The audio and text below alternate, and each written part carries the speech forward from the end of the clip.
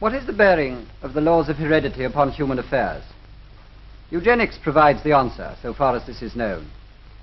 Eugenics seeks to apply the known laws of heredity so as to prevent the degeneration of the race and improve its inborn qualities. An example of favorable heredity is shown by the pedigree of the Phelps family, members of which have been boatmen on the Thames for generations. 9 members of this family have won the race for the famous Doggett coat and badge. On this diagram, the 9 winners are shown in white. The present head of the family, whose father was a royal waterman, is Bosse Phelps, the King's barge master, now no longer an active sculler himself, but still a coach for others. His son Ted is ex-world and English champion sculler, and also a royal waterman. Ted's brother, Eric, is challenger for the English championship, and, like Ted, he shows the superb physique which has been in his family for generations.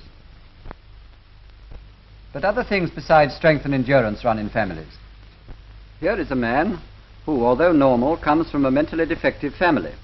Here is his wife, who is also normal. They have had 17 children. Let us examine the pedigree of these children. 5 of them died in infancy. 3 are still too young for an opinion to be formed of their mental state, a boy and 2 girls. Only 2 of the remaining children are normal, a man and a girl. The remaining 7 children are all mental defectives, marked on the pedigree in black. Of these, 2 live at home, a man and a crippled dwarf girl.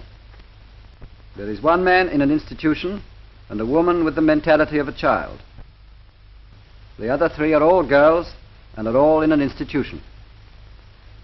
How has this disastrous state of affairs come about? If we examine the pedigree of this family, we find that although the father and mother of the youngest generation are both normal, the father's brother was insane. Their mother was normal, but the father, the grandfather of the youngest generation, was defective, and his 2 brothers insane. Of their parents, the mother was normal, but the father defective. We thus see how mental deficiency has passed from one generation to another, although the parents of the latest generation are apparently normal. Once they have been born, defectives are happier and more useful in these institutions than when at large. But it would have been better by far, for them and for the rest of the community, if they had never been born. I remembered the line from the Hindu scripture, the Bhagavad Gita. Vishnu is trying to persuade the prince that he should do his duty, and to impress him takes on his multi-armed form and says, "Now I am become death, the destroyer of worlds." I suppose we all thought that one way or another.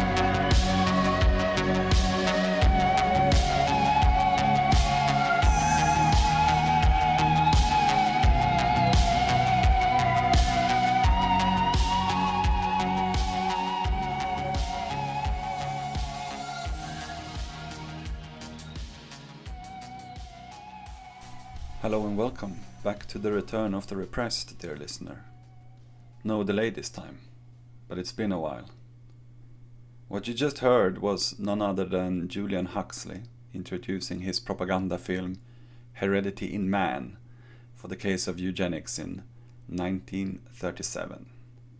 The same year as the first lobotomy in history was carried out by Adamo Mario Fiamberti in an Italy that had just joined the anti-Comintern Pact a few months earlier, after the League of Nations made it illegal in the beginning of that year for non-Spaniards to volunteer to fight the fascists in Spain. A few months after which the Luftwaffe went on to bomb Guernica. That fateful year ends with the Nanjing Massacre and the premiere of Disney's Snow White, which is actually originally a story about a eugenical queen who banishes all quote-unquote uglies and quote-unquote undesirables from her empire. That's why the dwarfs live together, you see. I guess Walt forgot that one. Now, where were we exactly in terms of our topic matter? Well, Huxley's old mentor from the experimental breeding institution in Norfolk, Norfolk Digital, William Bateson, seems to be up to something, right? He's playing some kind of game, which, if it's a mere joke, I guess you need to have gotten your ass smacked in Cambridge for generations to enjoy drowning in that amount of wit. Most likely, it's not a joke. We know that Bateson was in contact with Fruit Fly Morgan during Kammerer's first visit, and they were talking about the Austrian, plotting behind the scene having him banned from the AAAS conference, as he was in their minds popularizing not only a socialist form of Lamarckism and Darwinism, but also research that would lead to a new scientific field of transsexuality, rejuvenation, and I guess gender studies in general. I figured that I should begin and later return with some background to the American scene, which is not to be found in any of the books that I read about the Kammerer case. So let's start with the AAAS, or the American Association for the Advancement of Science. It was and is, as mentioned in the last episode, the first permanent organization established to promote science and engineering in the US, aiming to, quote, represent the interests of American researchers from across all scientific fields, end of quote. Enjoying today the title of, quote, the world's largest general scientific society, end of quote. It has its roots in the Academy of Natural Sciences of Philadelphia, the oldest bourgeois natural science research institution and museum in the Americas, which came to be in the War of 1812 against Britain, a conflict which we touched upon in the Hemp series. As such, it wouldn't be out of order to recognize it as the very beginning of independent American intellectual expression. People like to cite the Constitution when they want to express uniquely American opinions about politics, though much of it is already present in the collected works of Montesquieu, in particular his writings on the division of powers, which Jefferson read thoroughly, as far as I know. Althusser summarizes impressively the many volumes which would take at least a decade to go through in a single essay, for those who are interested. I mean, it will take you, a couple of hours maybe. I don't read very fast, but there's a lot to think about. My point, however, is that embryonic Americanism, of course, also involves natural science and philosophy. It's not just the Constitution. The AAS wiki page has a major flag stating, quote, this article is missing information about literally anything that happened between 1864 and the year 2000, end of quote. And the talk page for the entire article is so interesting that I again get Althusserian, history does not exist vibes, and I feel like I need to share a few things with you. It begins with a 17-year-old comment stating, quote, the AAAS stances on controversial issues would be a nice additive to the article, end of quote. Then 3 years later, quote, yes, used to have them, but got removed for some reason, no discussion within parentheses, so I'll put them back, end of quote. Needless to say, they don't seem to have been put back in their entirety. And another comment notes in relation, quote, unless it can be demonstrated that the organization has actually accomplished all the things it purports to do, quote within quote, promotes cooperation between scientists, defends scientific freedom, encourages scientific responsibility, and supports scientific education and science outreach for the betterment of all humanity, and of quote within quote, then these goals should be listed as just that, goals, not accomplishments, end of the quote in its entirety. Now, the possible reasons for this are many, but rationalist scientific goals were running artificially high during the 20s, as we have seen time and time again. Kammerer's first trip and the second, as we will see, coincide precisely with Rockefeller's new science direction. We have mentioned this in general before, leaving out bits and pieces of the trail throughout almost the entirety of this podcast. I have, however, mainly put down the major benchmarks during the 45-55 period, i.e. during the motorization revolution of agriculture, when the molecular vision of life had secured its hegemonic seat, since I recognize that period as the single greatest cause of our contemporary predicament of the planetary boundaries. Now, what is referred to as the quote-unquote new science direction of the 1920s is slightly different, though strictly related, of course. It consents that which Robert E. Koller, chemist and author of Lord of the Flies, in his 1978 paper A Policy for the Advancement of Science, the Rockefeller Foundation, 1924 to 1929, and of course described as the 5-year plan, during which the philanthropists shifted their major points of interest from education and teaching to research proper, as it stepped up its pursuit to, quote-unquote, promote the welfare of mankind throughout the world. Yes, so noble, so grand, so 1920s.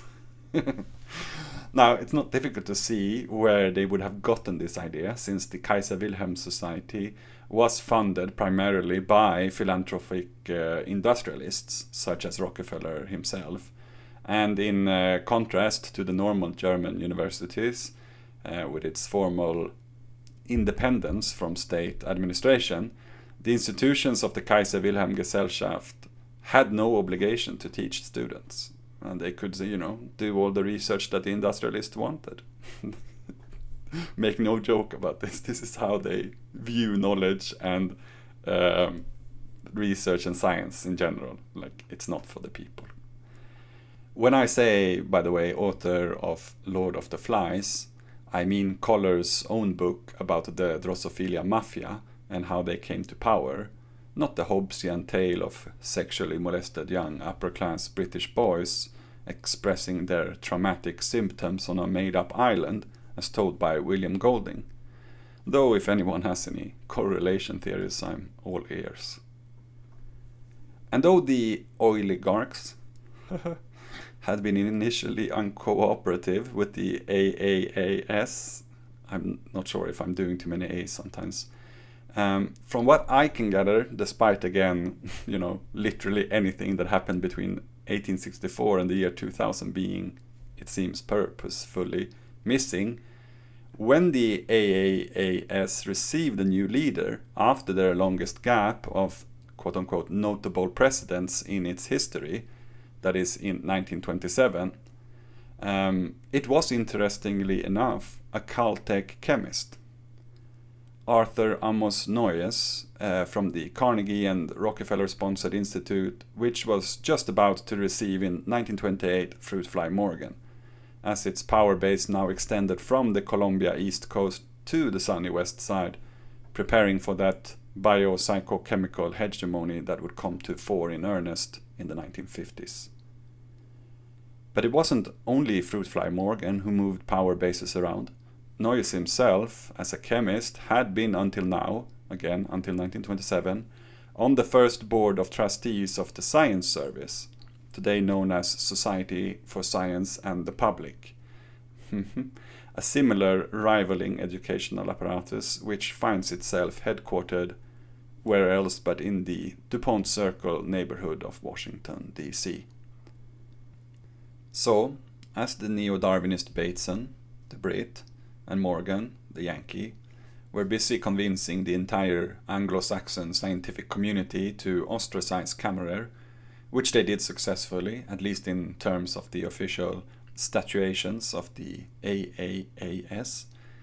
We also learned when we last met him that Othenio Abel, our paleobiologist, and his Austro-Nazis were cooking up their seemingly unconnected coup in Wien, as Kammerer took refuge in the Wirting Castle near Offenhausen in Upper Austria.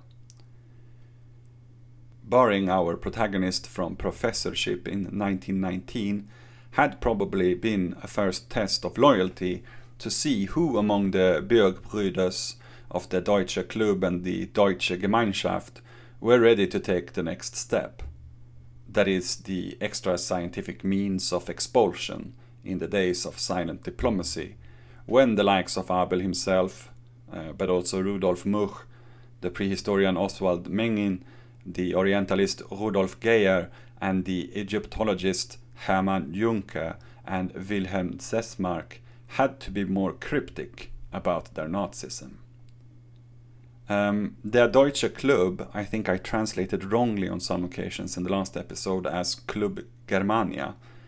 It should just be the German club in English. There is another Club Germania apparently. There is no wiki entry in English for either, but for those who wants to look it up, there is a book called Der Deutsche Club, Austro-Nazis in der Hofburg from 2020. Again, no English translation, but hey, if you want this topic to return in more elaboration, sign up on the Patreon and write me a letter, and I'll get to it. Vielen Dank, and much thanks, of course, to those who have already signed up and stayed signed up. What a great period of unemployment this has been so far. You came to the rescue stronger than any social democratic union I've ever been a part of. No shit, says every politically organized Swedish listener. Now, moving beyond the summation of the last episode, let's continue the story by adding that we also know that Kammerer knew himself, as early as 1921, that something was up. For he writes in a letter to his friend Wilhelm Bölsche, whom you'll remember as the people's scientist and nature conservation guy, quote, "He was defiant without me ever having anything to do with him. Nevertheless, our scientific views basically agree. Like me, Abel is a believer in the inheritance of acquired characteristics. However, the apodictic certainty with which he himself calculates the inheritance of mutilations, exclamation mark, within brackets, parenthesis, in his paleobiology, quote within quote, goes far beyond my aim." And I'll add here that apodictic is an adjectival expression from Aristotelian logic, or let's say rhetoric, let's be real, that refers to propositions that are demonstratively, necessarily, or self-evidently true. You know, those things. The point about mutilations we already discussed a bit in the last episode, which, as far as I can understand, have their roots in a biopolitical watershed for both neo-Lamarckism and neo-Darwinism. Namely that most eugenicists, even though they didn't agree on the inheritance of acquired characters, were in agreement that, for example, alcoholism among the working class, a very big topic at the time, was inheritable. Which of course brings us back to the rhetorical nature of this two-camp debate, since environmentally caused illnesses often did constitute a grey zone of agreement. And this is probably why, in my opinion, the sickos were so preoccupied with injuring their specimen. For that is how they treat the working class as well. And then they're like, wow, that is natural. How come? You also have soot in your lungs? I don't believe it. I have in addition come across some very interesting documents from the Nuremberg archives regarding the Kaiser Wilhelm Rockefeller twin program in this regard. Twin testing, which, as we saw in the very first Ecofascism series, season 1, also formed the original fraudulent basis of IQ testing. You might remember that guy who just made up twins and then made up co-workers who cited him. It's like, yeah, you are an idiot. I'm sorry to tell you, but you should probably, just put yourself in an institution or something. That topic we will have to return to in the Lysenko series, but let's go on with Kammerer's letter here. Quote, "Nevertheless, people believe him and he has achieved a respected position, whereas my careful experimentation only comes up against doubts that sometimes border on the unhonorable. Abel is one of those negation counselors who only tolerate what they themselves say. Everything else must be disputed, even if it agrees on the facts. Nobody else can be successful! Exclamation mark. End of the letter in its entirety. There are plenty of German words for these kinds of people, but then again, Germans aren't very specific about their insults, like in Sweden and our Nazi unconsciousness. Birth handicaps like spasti or CP seems the most universal. You know, I've also been to high school, I do remember, and even as a personal assistant, they are still funny for some reason. Even the funkies themselves seem to think so. I never heard that word being thrown around as much among actual people who do have cerebral palsies. It's quite funny. Still, I think, at least initially, we have all some Abels in our life, and it's not hard to see why Kammerer would retreat so often to the Schloss Wörting. And it was here, in his Freemason friend's Gutmann's castle, that Kammerer received the nickname the Toad Kisser from the sister of Adele Bloch-Bauer, most famously portrayed in gold by Gustav Klimt, as you can see on the episode cover. Well, you can't see her, but that's, you know, the famous gold dress with the eyes and the symbols that she wears, right? And some of you might recall that I posted a photograph of a large 2-meter canvas on the Patreon last year that I painted of a natural farming Buddha wearing a similar Klimtian dress. Now, during his 1924 stay in the castle, in between the American tours, Kammerer cleared up the paperwork of his last divorce with Anna Walt, who later disappears from all records in Brussels sometime around 1927. What remains are her self-portraits, since she was also a painter, which rarely but occasionally appear at art auctions, usually with the note that there is no other information about the artist other than the name. During the summer, he also started, as expected, to prepare for the second American trip, during which he would talk about his own ideas about the inheritance of acquired characteristics, which, as you will recall, had not been the topic of the first trip, to the same extent, I think. I mean, he must have mentioned it. But he was like officially invited to talk about the transsexuality researchers' work. Now, on December 12, 1924, he steps on board the SS America and journeys from Bremen to New York. This steamship was also, like last time, of the Hamburg-America line, and interestingly enough, it was she who had first warned the Titanic of icebergs 3 hours before her sinking, some 12 years earlier. It was Titanic which sunk, obviously, because he's on the boat, right? Yeah, I got it. So Kaiser Wilhelm II, the namesake of our favorite institute, had dined in the ship's restaurant in 1905, feasting on a menu created by Auguste Escoffier, who codified the 5 mother sauces of French cuisine. Back in the US, Kammerer gave lectures at numerous renowned universities, such as Princeton University and Stanford University, but he also took the time to appear again and again in churches of various denominations, where he preached more about Darwin and evolution than God the Almighty. As he reported in the Monist Monthly issues, he had no bad experiences at all. Actually, one of the best experiences during the trip was the one in the Methodist church in the small town of Winter Park in Florida. He arrived a little late for this event and did not initially notice that his quote-unquote highly impious lecture was part of the service. Quote, "I spoke from the pulpit, a huge Bible lay open before me, and there was a lot of praying, singing, and playing the organ before and after. It was only a few days later that I experienced what I would like to call my greatest triumph to date. As a pulpit speaker, a boy of around 12 years old, an orange packer, spoke to me on the street, according to local custom, without any bias, "Hello, aren't you the priest who preached so well last Sunday?" came an exclamation and a question. "That was something different. Will you be preaching again next Sunday? Then I definitely don't want to miss church." End of the quote in its entirety. I find this anecdote seriously interesting, not only because it is the absolute opposite from my own prejudices regarding Methodists in the South, and especially Florida, but also, as we will see when we get back to a certain president of the AAAS, this is peak introductory years of the anti-evolution teaching movement in US schools.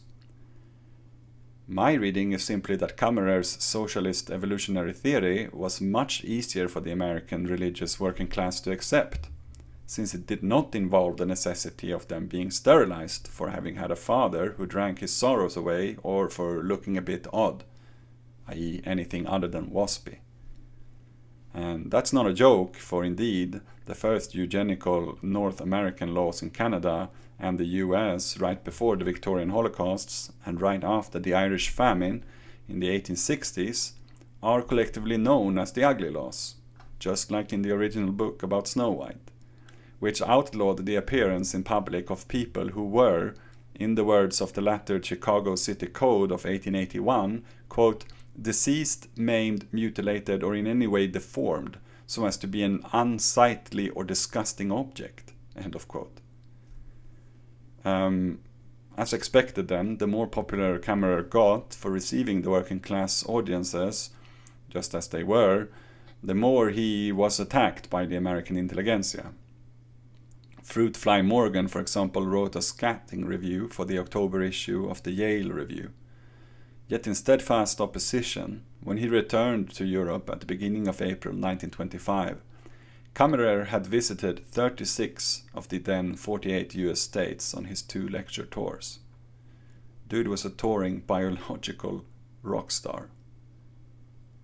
Back home, with no prospect of professorship, he continued with what he called his traveling preachership. After a fully booked autumn tour in Germany and Czechoslovakia, his American friend Harry Benjamin wanted to know if he would return to the US in 1926. He writes, "Harry wants to know my future plans. Well, I don't have any. I only ever know what's happening to me in about 2 weeks. There's no trace of, quote-unquote, internally or externally regulated conditions, end of quote, at all. No trace of scientific success at all. Yes, there are clear signs of the opposite. Still, I have no desire to see America again. Much prefer Russia," end of quote. Granted, as we have seen in previous episodes, after 1917 there was no more exciting place for a leftist intellectual than the Soviet Union, where scientists were rumored to get all the money and space they needed to pursue whatever they wanted. Kammerer's university colleague Stefan Zweig, an author who wrote historical studies of famous literary figures such as Honoré de Balzac, Charles Dickens and Fyodor Dostoevsky, would later visit the Soviet Union as one of many quote-unquote revolution tourists in 1928 and wrote, quote, "Nobody knew reliably, thanks to the propaganda and the equally brutal counter-propaganda, what was happening there. But people knew that something completely new was being attempted there, something that could determine, for better or for worse, the future shape of our world." End of quote. Darwin's teachings were particularly popular because they were ideologically linked to materialism and atheism, while in the US, as mentioned, evolution was banned in schools in some states. And as Kammerer critically reported, in the Soviet Union it was just the opposite. You became suspicious if you spoke against Darwin. We have already said so much and will continue to say so much about the scientific situation in the Soviet Union that I can only refer the listener to the 3 first and coming episodes of the Lysenko series. We will note here that it was Soviet scientist, mathematician, astronomer, geophysicist, statesman and academician Otto Schmidt, whom I believe we briefly mentioned before in that series, who invited Kammerer to join the ranks of the Union's Marxist scientists and Red professors at the newly established Communist Academy. He was promised he would receive a full research professorship without teaching duties, as well as a stately laboratory and a considerable sum, 10,000 gold rubles, for its initial installation. The salary, on the other hand, was still very low, and the apartment in the quote-unquote House of Scholars was modest, especially, I guess, for someone used to dine and wine lovers in fancy Austrian castles. Our poor champagne socialist therefore wanted to make the final acceptance of the Soviet offer dependent on a local inspection in Moscow. Schmidt sent his first invitation late in 1925 or early 1926, but coincidentally, or rather perhaps not at all, a couple or maybe a week later, American zoologist Gladwin Kingsley Noble traveled from New York to Vienna, probably at the end of January or beginning of February, to take a look at Kammerer's famous midwife toad. That is to say, just as soon as someone might have been able to leak information about the invitation, either in Wien or Moscow, or perhaps somewhere else. While examining the now almost 13-year-old specimen in the Biological Research Institute, he discovered that the toad's remaining left hand had been manipulated with ink. The one on the right had already been used for histological sections. As Taschwer, our Austrian investigator, points out, little is known about the exact circumstances of Noble's momentous visit to Vienna and its background, and some things remain mysterious to this day. More is known about Noble himself, and I will now continue for quite some time with my own elaboration of the American scene mentioned earlier, as it became more and more conscious of a possible communist scientific threat to the Darwinist legacy in the handful of years leading up to the synthesis of bourgeois world science. Again, welcome to the Return of the Repressed. Get ready, for unless I felt the urge to put it in the written introduction to get some of you over here, well, then you have no idea how wild this is going to get.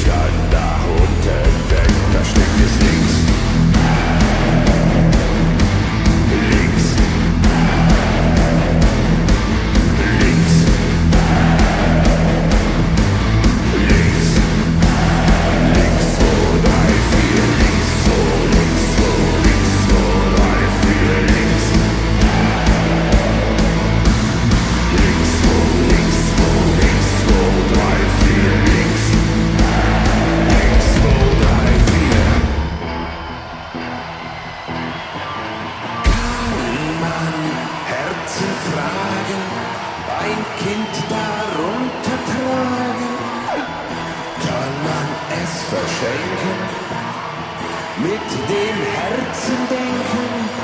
Sie von mein Herz am rechten Fleck, doch seh ich dann nach unten weg. Da schlägt es in der linken Brust, der Neider hat der schlecht gewusst. Links, links,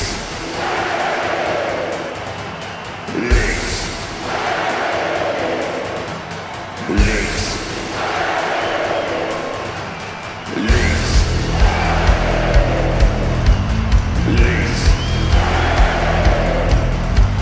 links, links, links, links, 2, 3, 4.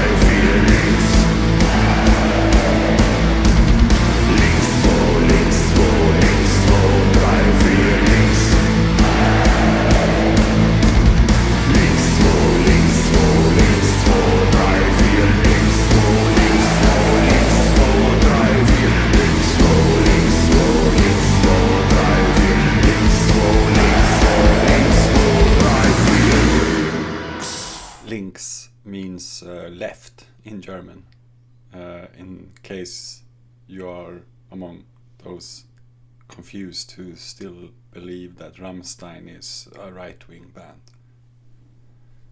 Maybe like my dad, who's a really hardcore classical rock collector, and who's got nothing for either the previous eras of psychedelic rock or the latter grunge, etc. interpretations of rock. Now, more importantly, Noble was at the time a 31-year-old reptile specialist, whose father had founded the New York publishing house Barnes & Noble. Maybe you've heard of it, since today, after a series of mergers and bankruptcies in the American bookstore industry since the 1990s, stands alone as the United States' largest national bookstore chain. He initially studied zoology at Harvard University and in 1917 became assistant curator at the American Museum of Natural History in New York, whilst receiving his doctorate from Columbia University in 1922, after which he went on to head the reptile and amphibian department of the museum in 1924. I apologize if I at some point earlier confused the American Museum of Natural History with the National Museum of Natural History, which is located in Washington, though there is a lot of overlap of the class of people involved, so I don't think I've said anything completely misleading, at least not intentionally. The president of the American Museum of Natural History, Noble's boss, paleontologist Henry Fairfield Osborn, whom we have mentioned before as the main man behind the evolutionary theory of Aristogenesis, was invited to participate in the welcoming committee for Paul Kammerer in New York's harbor. But Osborn had to go on a trip, and contacted Fruitfly Morgan and Noble to obtain expert assessments of the guest from Europe in his stead. Morgan, as we know, expressed serious reservations to the whole situation. He was so angry about the success of Kammerer's media campaign, organized by A. Paul Merker-Branden, that he initially wanted to avoid any public scientific discussion, even in the context of a journal club meeting with Noble's participation. Paul Merker-Branden, I should add, had translated the first American edition of Kammerer's The Inheritance of Acquired Characteristics in 1924. Originals go for about $300 on internet auctions today. Kammerer's subsequent against the odds appearance at Columbia University was probably only possible due to Osborn's insistence. The reactions to this were mixed, but those from Morgan and Noble were clearly negative. My theory here is that Osborn might have allowed Kammerer, despite his colleagues' positions, since his aristogenetic theory was also based on Lamarckism, and he did not agree with the mutational theories of Morgan, nor in natural selection, which I think Morgan didn't believe in either. He's a bit of a hard fly to catch. Ne? Osborn, born in 1857, was also 10 years Morgan's senior, having been born in 1866, and they seem to have cared a lot about that back in the days.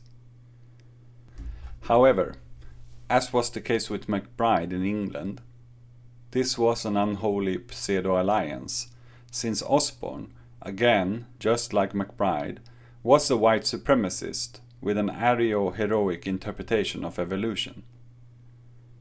Obviously, had they been born in Germany, we would call them Nazis. But such a statement might be a bit unnerving to not only the Smithsonian Institute and the Koch brothers, who control both the American and the National Museum of Natural History today, but indeed the entire contemporary American academic establishment. Now, I did see that some soft left articles tried to suggest that David Koch had stepped away from New York after 23 years and more than, well, at least officially 20 millions in donations to its museum.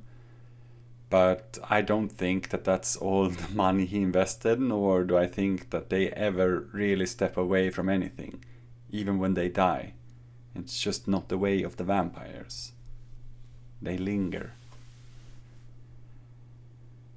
The Osbornian embarrassment and its coupled Verneinung, which I speak of, finds its cause in that not only was Osborn president of the nation's biggest museum for 25 years and a co-founder of the American Eugenics Society, as well as president of New York's Zoological Society, with Lawrence Rockefeller as executive committee chairman and Madison Grant, author of The Passing of the Great Race, as secretary. A book which, by the way, Hitler told Grant in a letter, quote, was his Bible, end of quote. Osborn was furthermore for some time also the president of the AAAS, and with all this considered, as such, the nation's most famous native scientist. Which isn't surprising since he was designated to create that, as of yet non-existing, very bridge between the broader American masses and the elite stratas of the WASP intelligentsia. Which is perhaps, I realize, as I put it into script, another reason for Kammerer's allowed visit to Columbia, as he was the contemporary master of that craft. Strategies that Thomas Hunt Morgan couldn't give a flying fuck about. Get it? Flying fuck? Because he only cares about fucking flies. Fucking? Right? Oh, that's rich, Marcus. It's been a while. Classic. So in summary of this particular point, in a way, Osborn was the helmsman of the general line of American science as it became the hegemon of global knowledge production during that decade from 1918 to 1928, when US universities went from having been almost absent to being represented for the first time in every spot of the global top 10. The noose of poison ivy. And since they have maintained that hegemony throughout the so-called century of the gene until just about a few years ago when China overtook them, it is also not surprising that we are left to remember Osborn primarily as the man behind the Tyrannosaurus rex and the Velociraptor.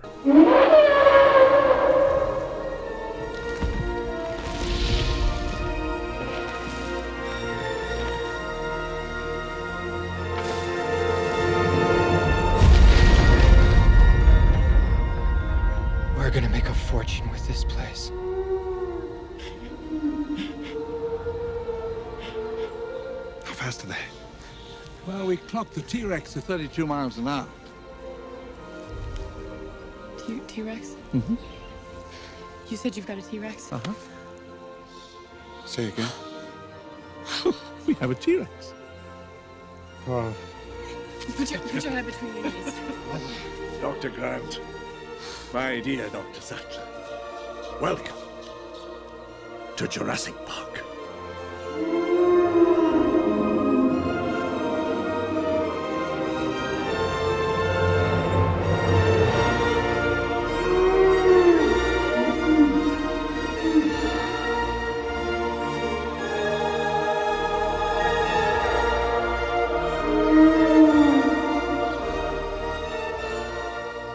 They're moving in herds.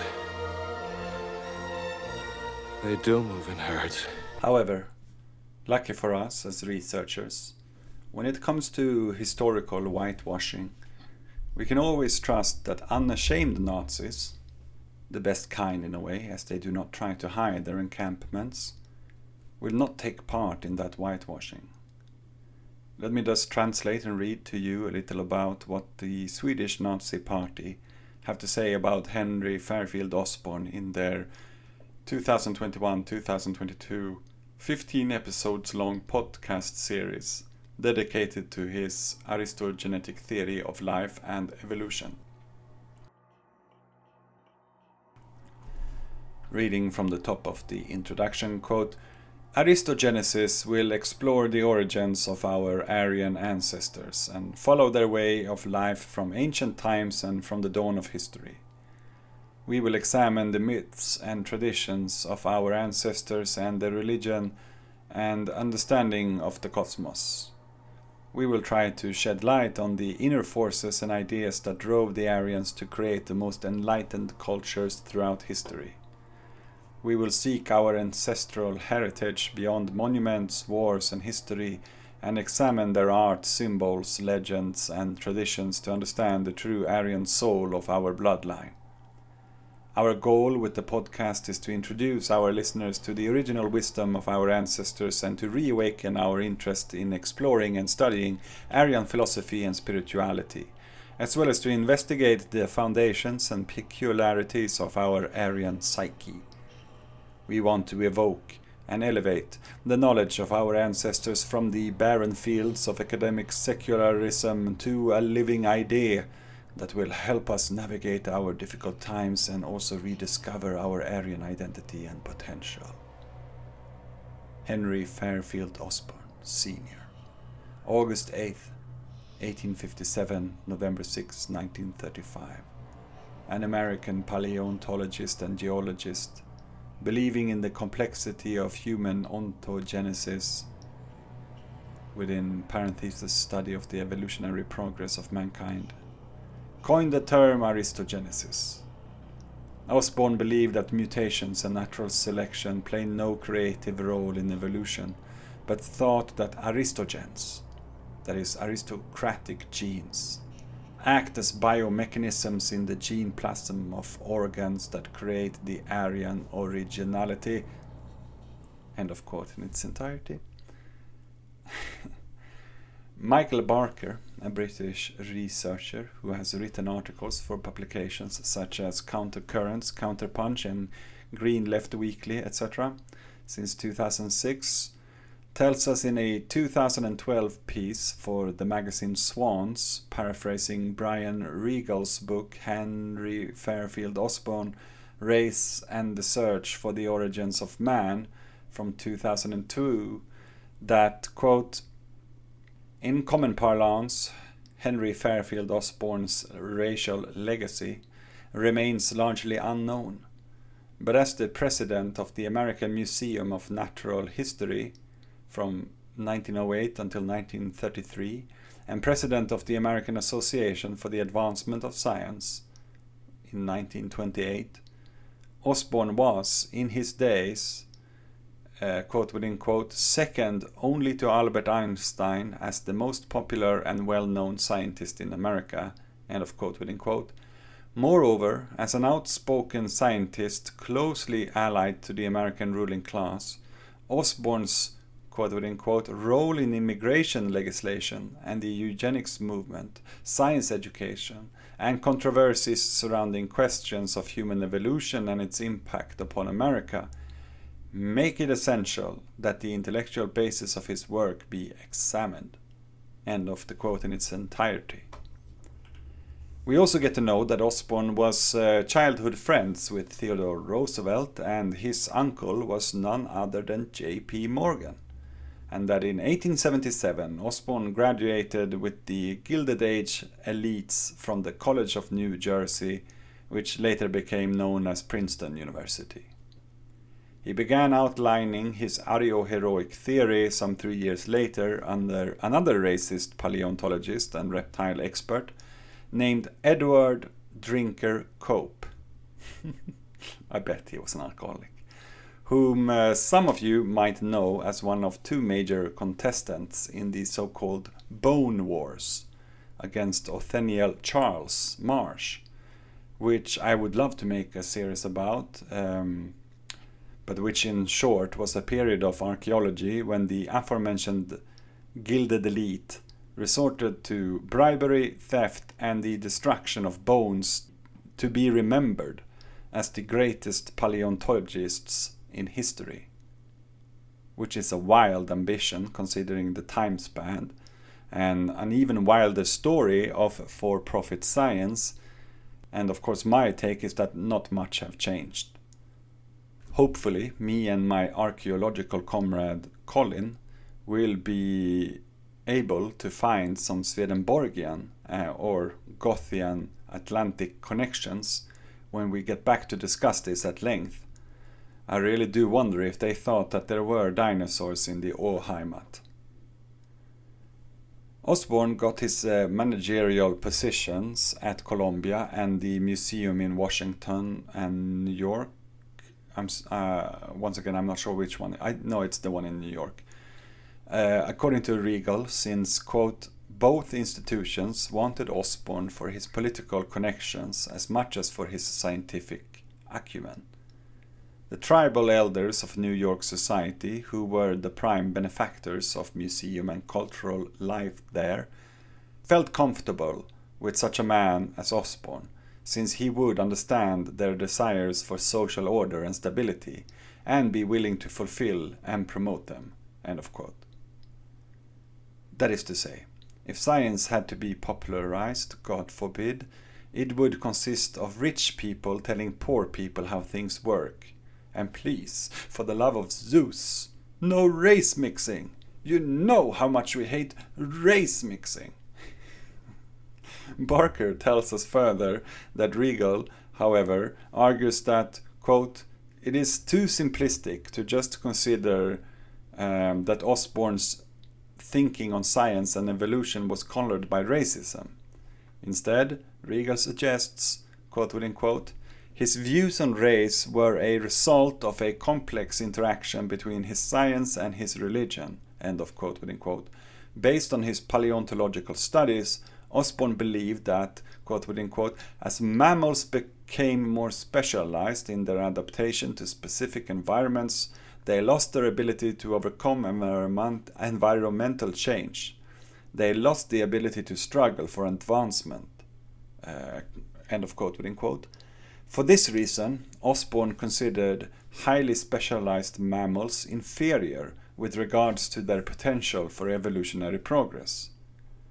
Extrapolating his hypothesis from mammals to humans and believing that humans could be separated into different species, quote within quote again, he saw Nordics as a more generalized species than Africans or Asians, end of quote within quote, by which he meant that Nordics were, quote within quote, closer to the original point of human radiation, end of quote within quote, and so had a greater evolutionary potential relative to those species further from the area he considered to be the home of the human race, that is, the alleged cradle of origin for mammals and humans, Central Asia. End of the quote in its entirety. We notice here some weird-ass radiation theory seemingly similar to Lambs von Liebenfeld's Aryan electric particle.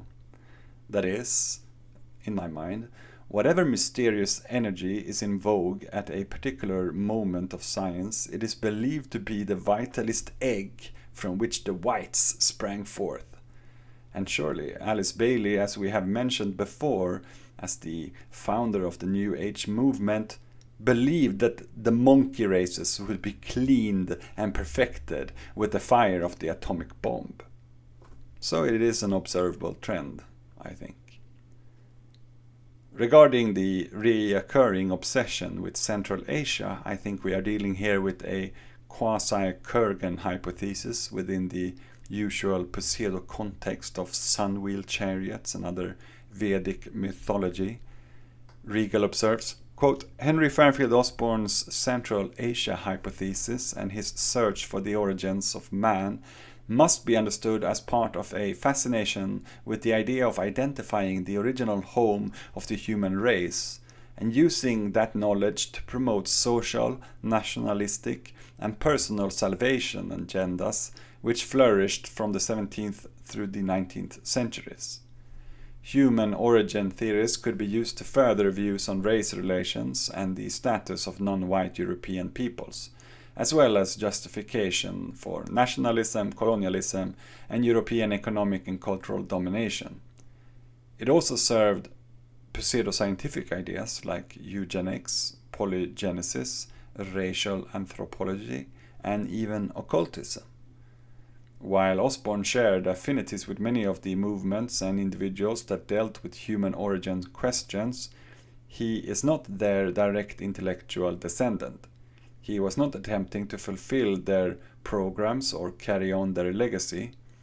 His work sometimes runs parallel to theirs because his own research led him to similar places and sometimes similar conclusions.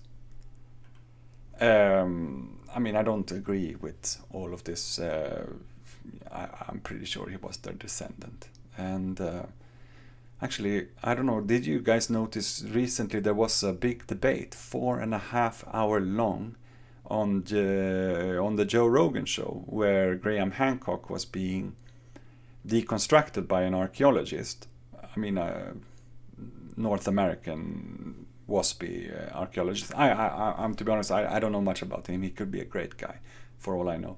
But it's a little bit funny when you have two white Anglo-Saxons talking about, the legacy of indigenous people and how they are best to be preserved. But I thought on that particular point, it was like the most, I think that guy, Flint Dud, I think he was called, I think he succeeded in sort of proving a lot of problems with Graham Hancock's ideas. But the most important aspect of the whole thing, the only one I do really care about was, how much of a Nazi and white supremacist legacy the theories about Atlantis are. And when they came upon that particular point, it was as if Flint wanted to be seen as a kind of wokerati guy, who calls out white supremacy and cries wolf where there isn't any. For he used the example of the Olmec statues. And they aren't probably Africans, because also people in Central America look like that. But it's so stupid of an example to use, because why would a Nazi ario-heroic supremacist be making an argument for sub-Saharan African phenotypes? Like, it makes no sense. I didn't get it why he made that point. And again, this many of you have asked me to return to the early communism and ocean series. And after watching that debate, I had so many things to say. So of course, it's already in the making since before that. But now I've been given another boost, I think, because I think my theory was the only theory that really survived that debate. Which, it's not surprising that I would say that, but yeah. Now, going on with this, we have been here before, of course, as just suggested, and I do think there are some interesting curiosities about Osborn's approach in particular. What he added to the ario-heroic tendency. For example, in 1918, Grant, along with Osborn and fellow eugenicist John C. Merriam, a man who would go on to serve as the president of the Carnegie Institution of Washington, co-founded the, quote, Save the Redwoods League, a conservative and controversial organization which from the 1920s onwards became a long-term favorite of the Rockefeller philanthropies. Under the auspice of nature conservation, within quote, they occupied themselves with questions of working-class immigration, which was considered to be a particularly vexing problem for Grant and his elite conservation friends.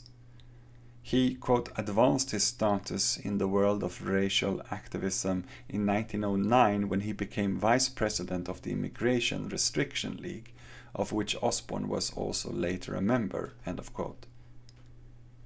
If this seems confusing, I'll remind you that the Green Party of Germany today and topics like the Black Forest are the most infected hiding places of National Socialism in Germany. My Swedish friends at the Comintern podcast, we were discussing, they had met, I think I said this already before, but we had met some, I didn't meet them, but they had met the day before some comrades from Germany, and they told us about an interesting poll where I think it was only like 3 or 4% of the German population would be ready to defend their nation with arms. And then there were like different categories of how willing you were. But the point of the matter was that the Green Party was like overwhelmingly, like of those 3 or 4%, I don't know, like the vast majority were members of the Green Party. And I don't know, spontaneously that makes no sense because we associate Green parties with, I don't know, tree-hugging hippies. And for some reason, the legacy of the 68 movement have made us believe that hippies are left-wing, because that's how Nixon saw it. But, well, actually, as we have already proven, with regards to the New Ageism in general, it's about as ario-heroic as it gets. And it's just obscured avant-garde conservatism from like the latter part of the 19th century all the way up until my favorite of all, Carl Jung, right? Grant's aforementioned book, The Passing of the Great Race, which was first published in 1916, was, quote, a retelling of Western history along racial lines with Nordic supremacy as its central thread, end of quote. And it served as the, quote, central work of the immigration restriction cause, end of quote, in the 1920s. Again, not just hippie stuff, it's actually existing politics.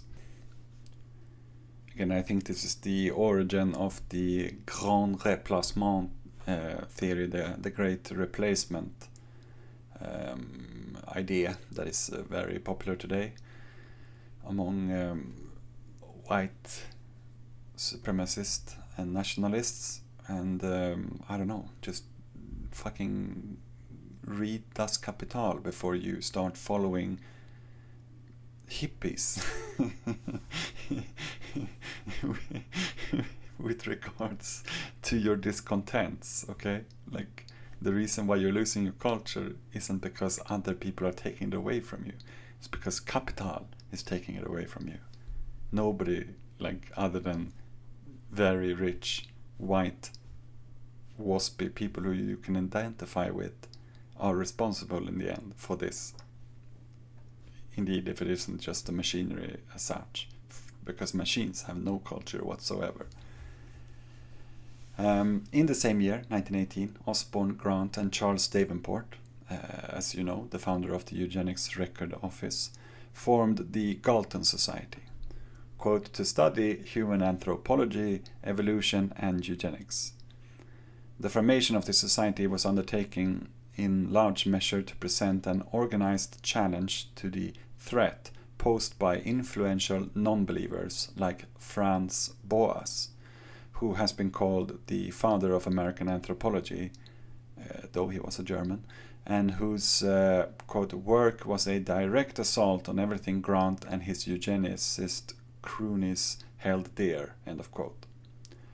Boas and his cultural relativism, as opposed to the cultural essentialism of ario-heroic scientific racism, was inspired throughout his life by Abraham Jacobi, a pioneer of pediatrics and personal friend of Karl Marx, who opened the first children's clinic in America. Osborn's Nordic protoplasma theory was actually so essentialist that he didn't even believe humans were related to apes.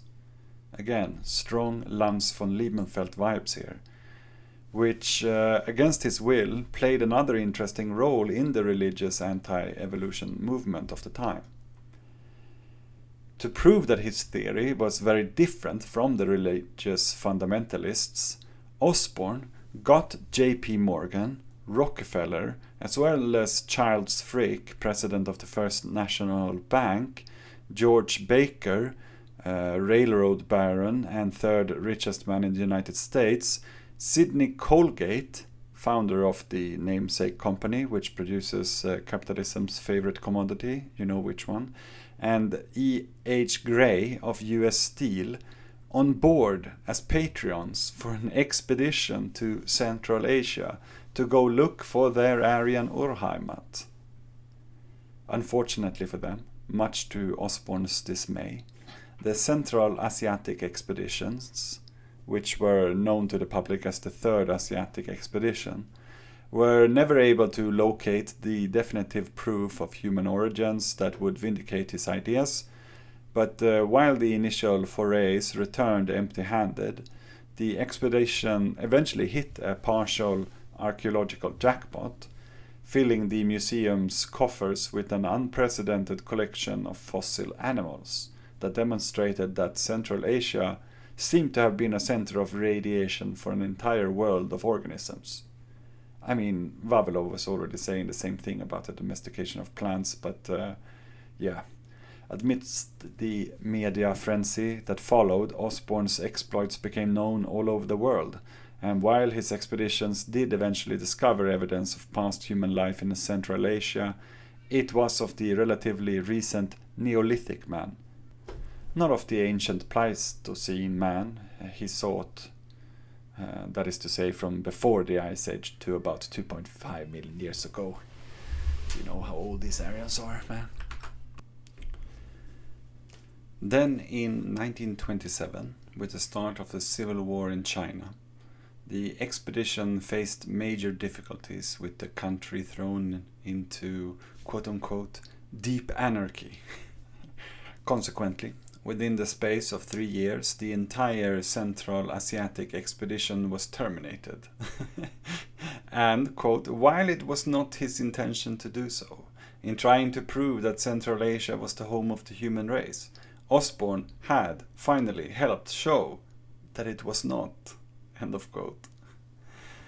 The more the theory fell apart, the more paranoid Osborn became, and the more insanely authoritative Grant's theories about eliminating the unfit in America got. But he was saved by the light of a new dawn, for he would, shortly after retiring from the presidency of the American Museum, become the first American to accept an honorary doctorate from Hitler during NSDAP rule. That is wild. And going to Germany to receive the award and praising the new Reich in 1934 would be one of the last things he did as he died the following year.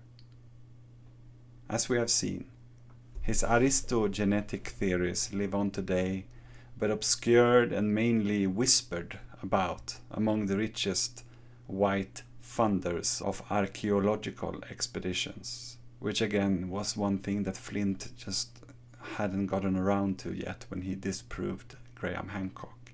For that is one of the few things that Hancock really has his finger on, and the problem is that Hancock is involved in it as well. He's good friends with some of the biggest archaeological funders, of course. However, it is during the peak paranoia during the middle of the 20s that we shall pause and remember him, Osborn that is, since it is during the temporary neurotic breakdown of ario-heroic history writing, when it was forced to reorganize and look for different submicroscopic rather than geographical, original, eternal homelands, that Kammerer shows up for his second US tour.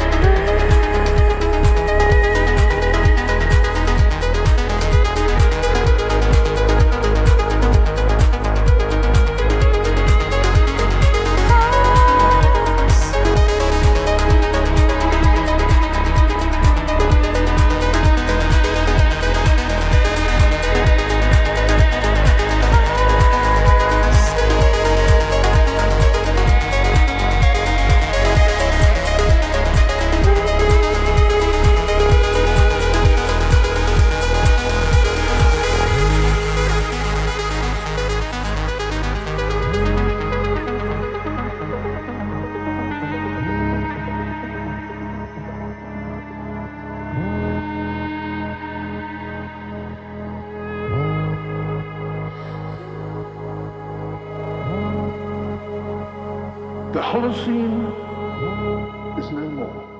Right before his return trip back home, Kammerer met Osborn in person in mid-May 1924 and asked the influential museum director whether he could be helpful in finding him a job in the USA.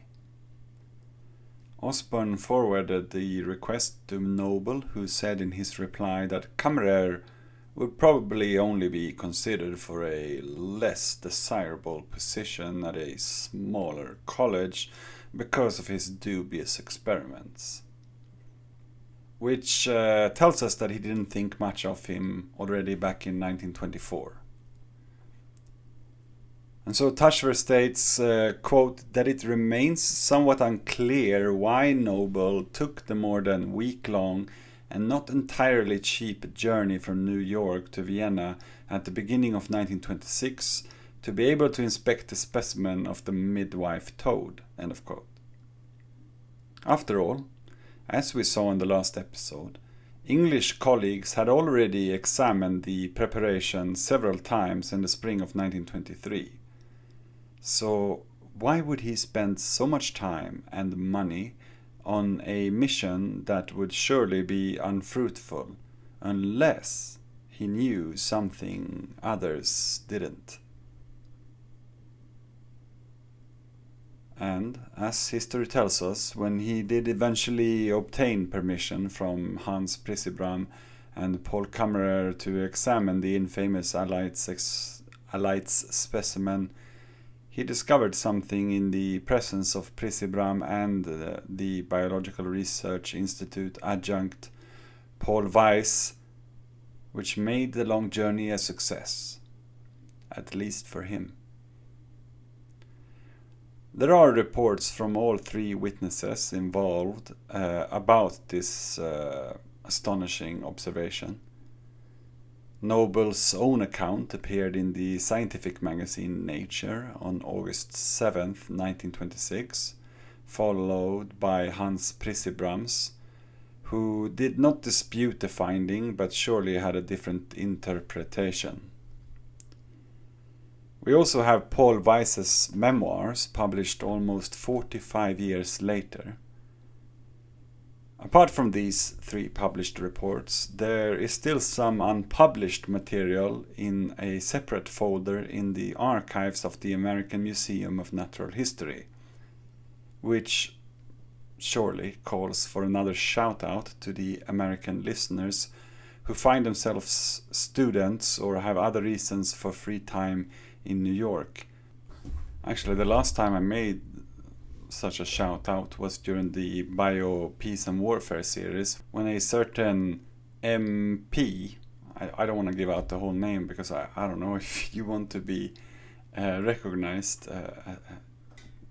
publicly, who went into the Stanford records regarding some of the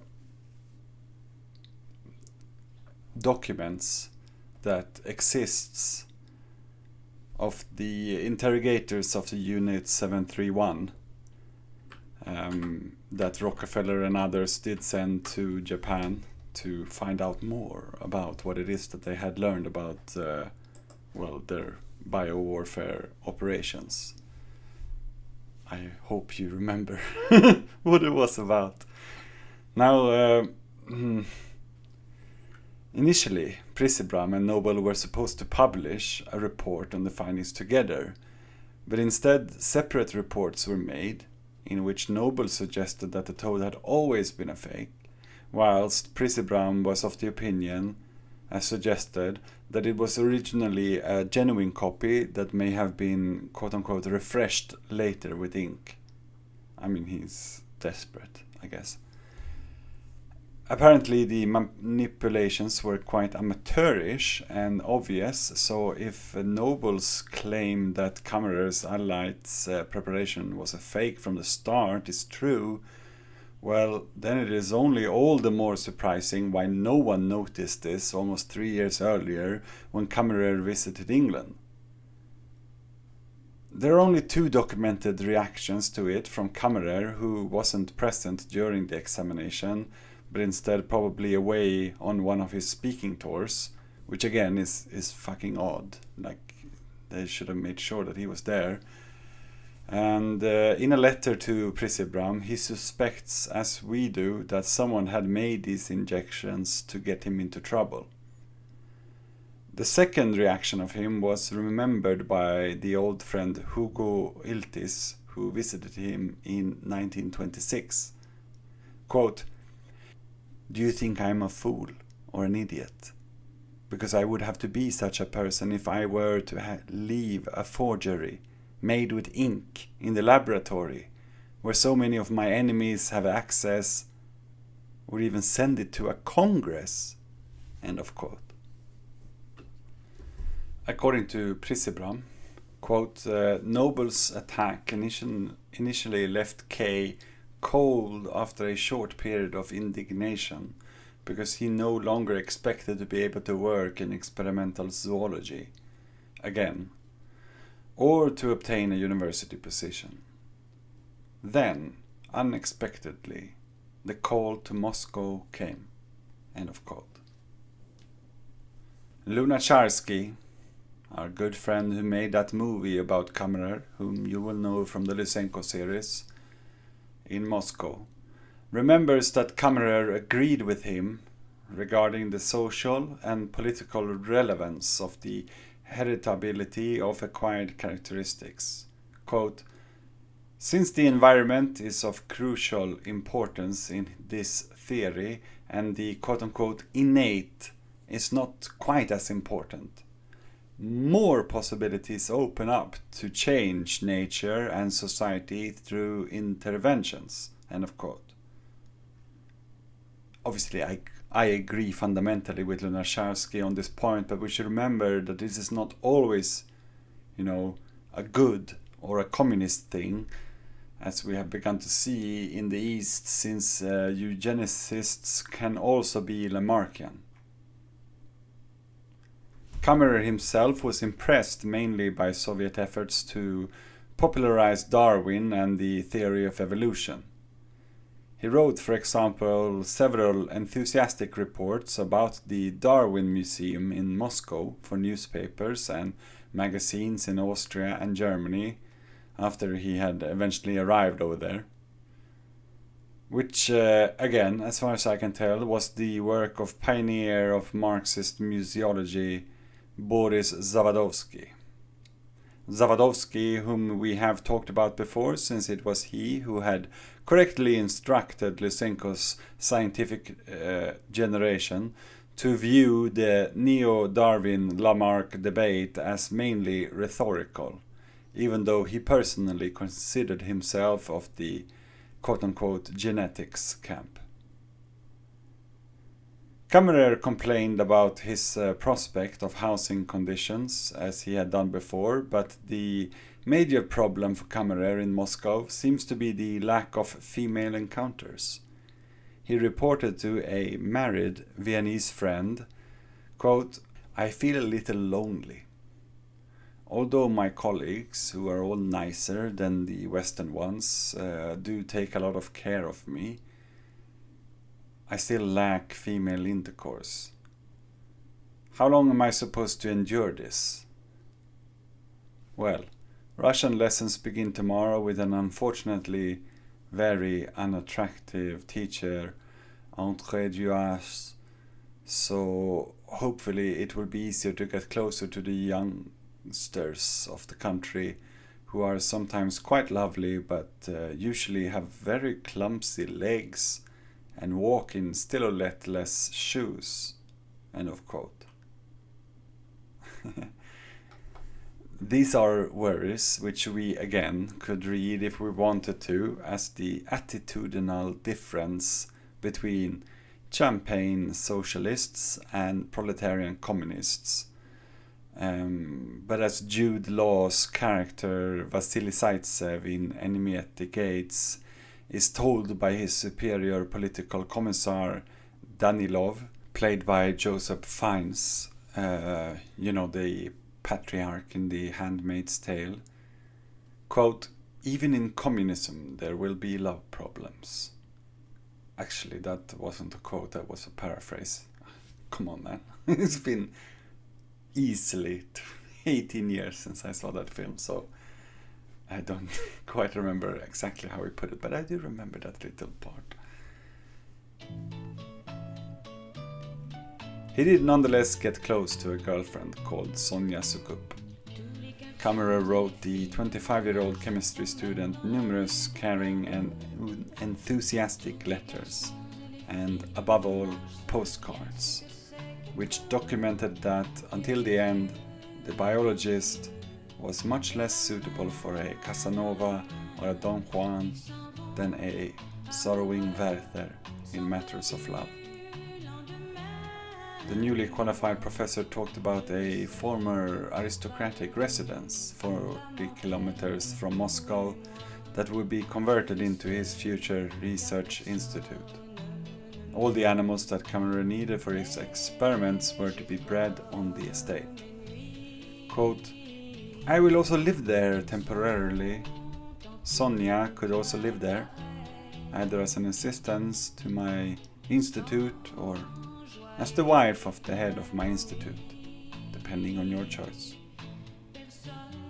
Toward the end of his trip, Kammerer was clearly in a more positive mood than at the beginning, as we can see in a detailed letter to the old friend in America, Harry Benjamin, in which Kammerer, probably with a good dose of optimism, made big plans for the future. Quote, "At first I was very homesick, even though Russian women are beautiful. Now things seems to be developing so favorably that I feel at home. Although I still leave open a certain possibility that the atmosphere of the projects and promises can be partly quote-unquote hot air. For the time being, I already have a seat and a vote in the academic senate of the first state university, of which I am a full professor, chairman of the biological section of the academy, honorary member of the Timiryasev Institute, which comes with a very nice honorary fee. My biological research laboratory currently consists of an eel-like room, but a country estate, that is a former aristocratic residence, was purchased where the animal material can be bred. Finally, the new building of my institute should be started in October. That still depends on the budget, or what is the same, on the failure of the Russian harvest. In just a few days, around mid-June, I'm going back to Vienna to buy those laboratory supplies that aren't readily available here. I also want to spend part of the vacation at Wörthing Castle, where Dora and Lacerta are going on July the 5th. There I want to write or begin a work that I have also been commissioned to write by the Academy, Organism and Environment. It wouldn't be a bad idea to have it published in German and English, also at the same time for the purpose of repaying debts. End of the letter in its entirety. Yeah, what a happy guy he was. Wouldn't that be nice? Knowing that you're going back to Moscow to be fully respected as a scientist, whilst living it up in a castle in the midsummer, late spring castle of Upper Austria. Man, I wish you would have just lived. After Moscow, Kammerer once again spent the first few weeks back in Austria at Wörthing Castle as promised, for yet another writing retreat. In addition to a book on the biology of reproduction entitled Gender, Reproduction, Fertility, he wrote a whole series of scientific journalistic texts for the Neue Freie Presse until the beginning of August. This might suggest that his financial situation had still not improved despite the professorship.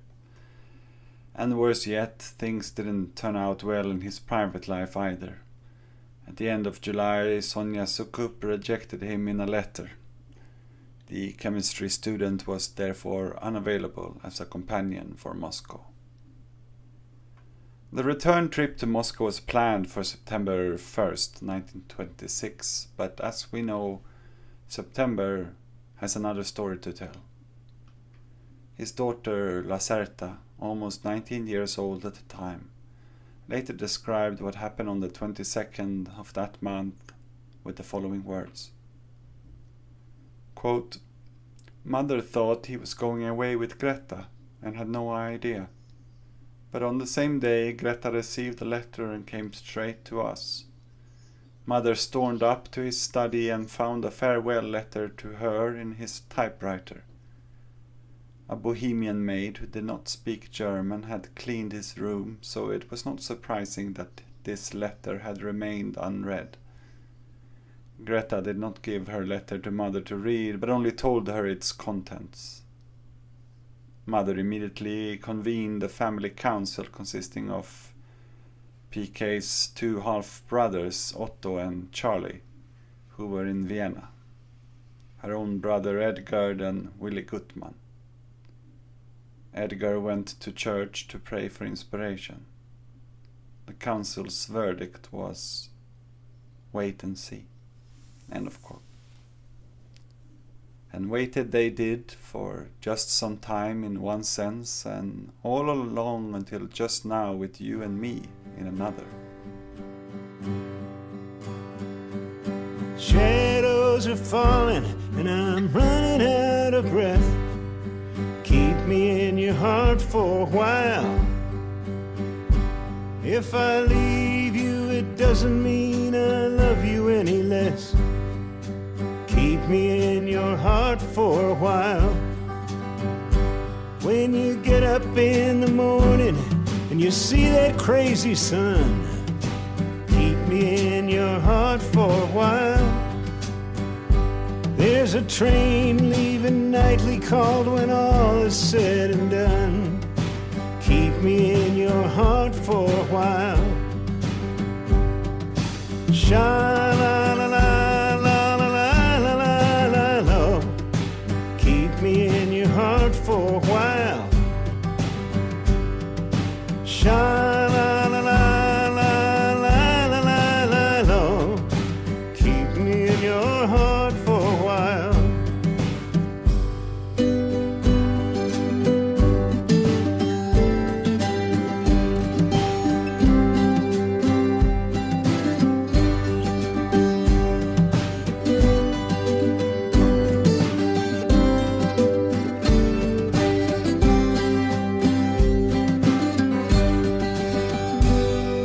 Sometimes when you're doing simple things around the house, maybe you'll think of me and smile. You know I'm tied to you like the buttons on your blouse. Keep me in your heart for a while. Hold me in your thoughts, take me to your dreams, touch me as I fall into view. And when the winter comes, keep the fires lit, and I will be right next to you. Engine drivers headed north to Pleasant Street, keep me in your heart for a while. These wheels keep turning, but they're running out of steam. Keep me in your heart for a while. Sha-la-la-la-la-la-la-la-la. Keep me in your heart for a while. Sha-la-la-la-la-la-la-la. Keep me in your heart for a while.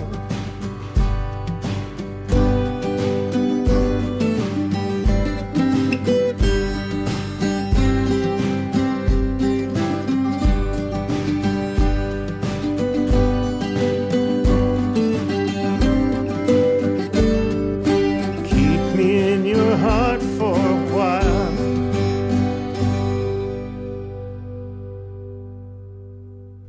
is now time for us, dear listener, to return to some final detective work, guided by the last chapter of Taschwer's research regarding the obvious yet enigmatic question. Quote, if it wasn't Paul Kammerer who did the manipulations on the midwife toad and other specimens, then who could it have been? End of question mark, end quote. As hinted at towards the end of the last episode, the best approach to this question was until Klaus Taschwer, provided by Arthur Koestler in the Toad Kisser. But that book was published all the way back in 1971, and there is one big problem with its conclusion. We are thinking, of course, of the idiosyncratic discrepancy in his version of the story. On the one hand, Koestler made William Bateson Kammerer's main opponent. On the other hand, it seemed unlikely to Koestler that the British geneticist himself could have been involved in the possible act of sabotage against Kammerer, because Bateson died at almost exactly the same time as the manipulation of the Allied's specimen was discovered. And our up-to-date Austrian investigator eventually concludes that, quote, despite his long-term meticulous research, Koestler was as in the dark about the suspects as he was about the motives, end of quote. At the end of the Toad Kisser, he mentioned again, like we did before, that Hans Prissebram suspected a specific person. But that lived starved to death in the Theresienstadt ghetto, as did so many secrets, truths about how the Nazis came to control much of Europe for a short period of time. And thus what seemed most likely to him was that a fanatical Nazi might have been tempted to, quote-unquote, commit such an insane act. And indeed, during these years, Austria was heading inexorably towards civil war. Political murders were becoming more and more frequent, and the number of swastika activists were increasing. Neither Taschwer or Koestler seems to put too much weight on the fact that the timing of the invitation to Moscow correlated exactly with Noble's visit to the zoology department in Wien 2 weeks later, since, as they say, the invitation was of yet neither concrete or made public. Granted, they are, despite being researchers, not expected to be as well versed in the interfactional disputes of genetics in the USSR in the 1920s, as are by now the listeners of The Return of the Repressed, who will assume that it could have easily been leaked out from within the Koltsov Serebrovsky fruit fly mafia. I mean, there was even legal repercussions over the allegedly forged letter sent to the Communist Academy in which someone gloated and even perhaps sarcastically congratulated the suicide. So something was going on. And even if it was forged, then it would have been Serebrovsky who forged it. And I have no doubts in my mind that he would go to the lengths of letting his colleagues in the West know that the world's most famous Lamarckian was coming to the Soviet Union to be given a lab and money to continue to build the bridge that would include the general public into matters of genetic research, something which he despised, for he sought to treat them like reed cattle. Furthermore, indeed, as we have seen, nowhere did the suicide have as immediate a political effect as within the genetic circles of the Soviet Union, which was now reorganized against, rather than for, the Lamarckians, and subsequently Lysenko, before Stalin's pushback, which reinstated the different alternative of Michurinism, which is still taught in China today. Again, if you haven't followed the Lysenko episodes, this might all sound a bit wild and hasty to you. But as promised, you will be able to follow along since the most important point here is one which concerns not the broader picture of motives of the conspiracy to rewrite the Western ontological project, the foundations of biology and life in the 1920s, which we are still very much stuck with today, but rather the involved culprits. A point made already in the 70s, which Huxley, the investigator, missed concerning a multitude of letters which was sent to him after the publishing of his book. The letters, which make out a total of 5 thick folders, are today a part of his estate and can be found in the library of the University of Edinburgh. In addition to the usual fan mail and letters from people who wanted to repeat Kammerer's experiments, some of the letter writers presented their own possible solution to the mystery of who might have carried out the manipulation of the midwife toad and for what reasons. But almost all of the letters only provide poorly founded speculations that do not really clear up the case. But there is one letter from a certain Paul Steiner, a doctor whom I have tried to track down but failed, which was written on August 13th, 1972 in San Leandro, a city in the San Francisco Bay Area. Steiner was born in 1910 and he studied medicine at the University of Vienna, but was unable to complete his studies because he had to flee to the USA after the annexation of Austria in 1938. In his letter, the pathologist recalled conversations that he had had before his emigration with a friend and postdoctoral fellow who had conducted research at the Biological Research Institute for several years. According to Steiner, it was suspected that a BRI laboratory technician had manipulated Kammerer's salamanders and that he in turn had been incited to the crime by whom other than our paleobiologist Othenio Abel. Quote, the motive was apparently political, as Abel was a rabid anti-Marxist, which he demonstrated during his years as a rector by the way he dealt with the constant unrest of the Nazi students. End of quote.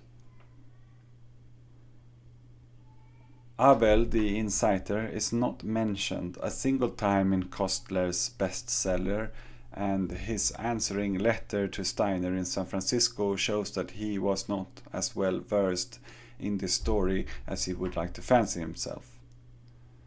But had he, like Taschwer and we have now for the entirety of April, taken into account the sources in the archives of the University of Vienna and Kammerer's personal file in his research, he would instead have felt obliged to ask the following questions, as does our investigator. Quote, why should Othenio Abel have instigated the crime? Hadn't he and his German nationalists and anti-Semitic colleagues long since succeeded in making Kammerer's career at the University of Vienna impossible? How and when could Abel have planned the crime and had it carried out?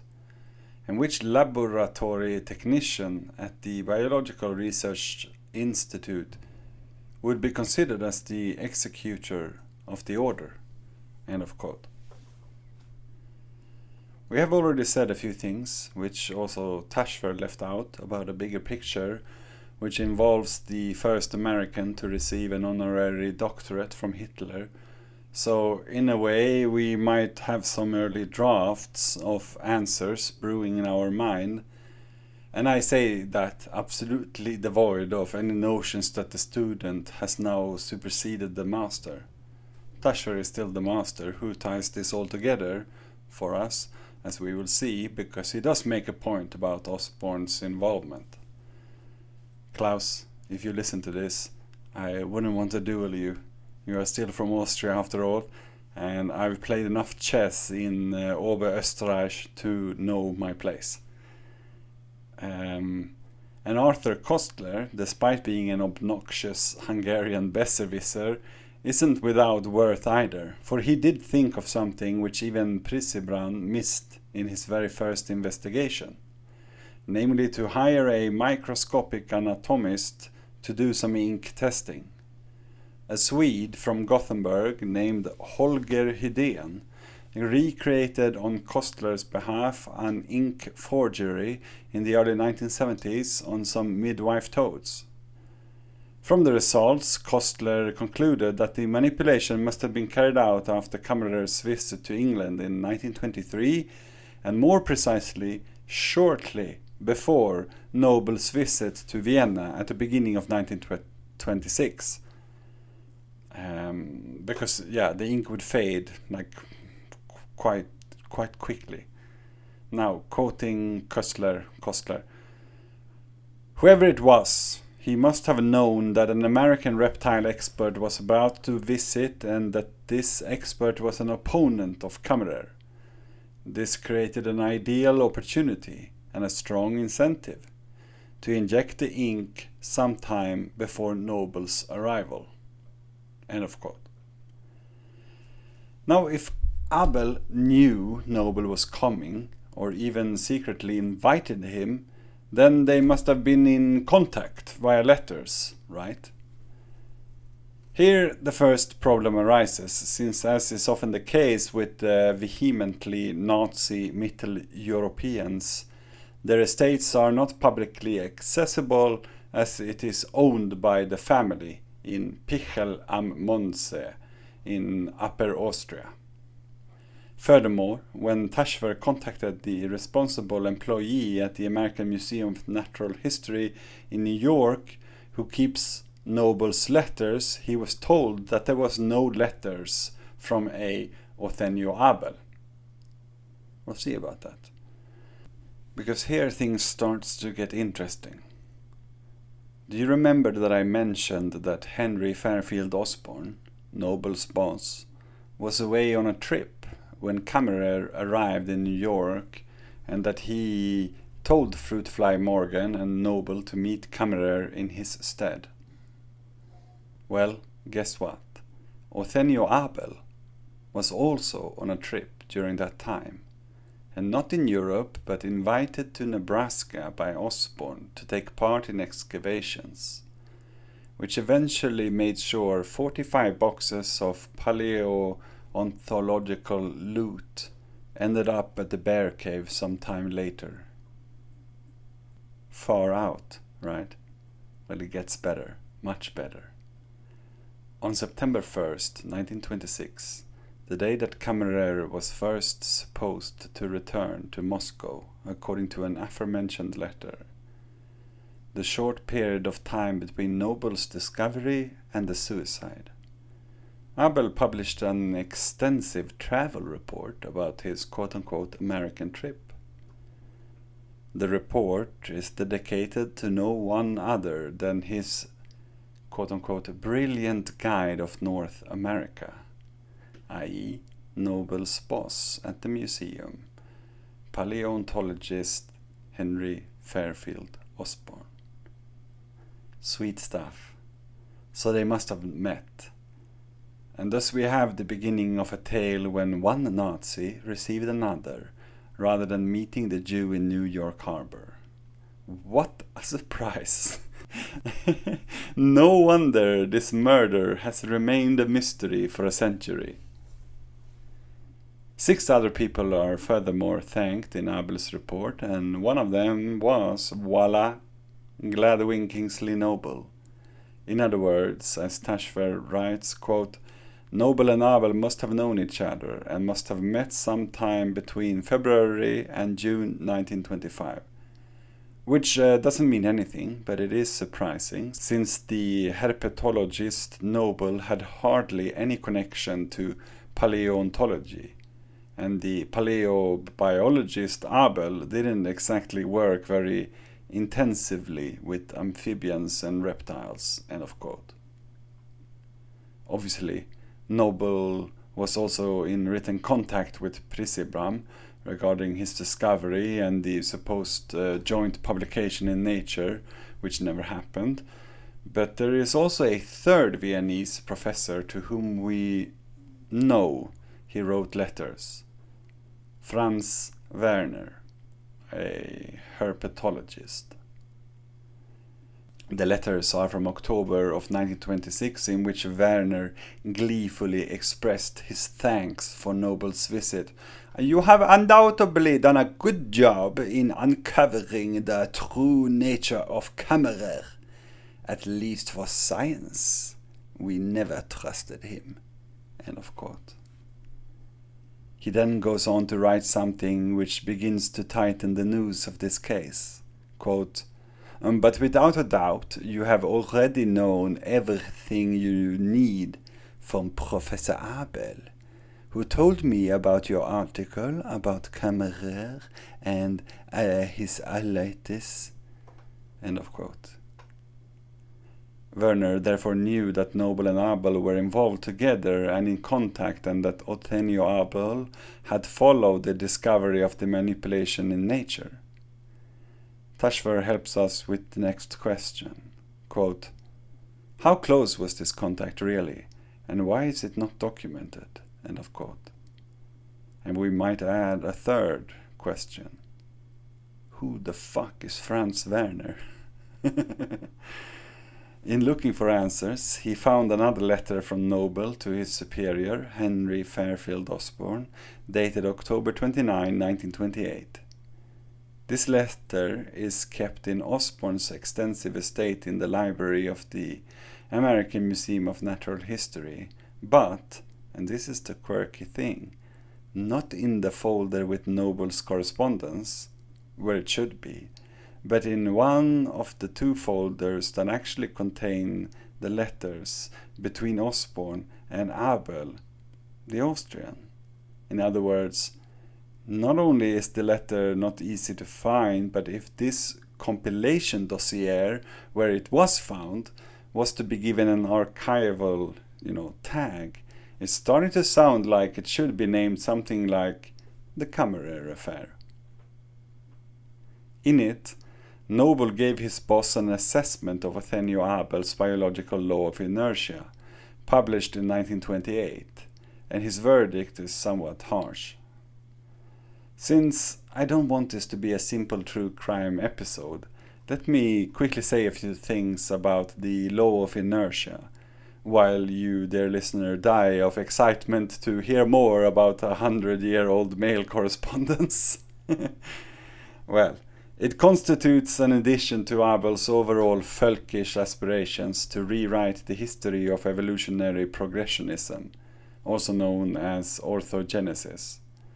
Though I think the word orthogenesis is a somewhat made-up compilation, by Huxley's buddies in retrospect for some theories, under this collective title, orthogenesis, since some of them couldn't be more contradicting.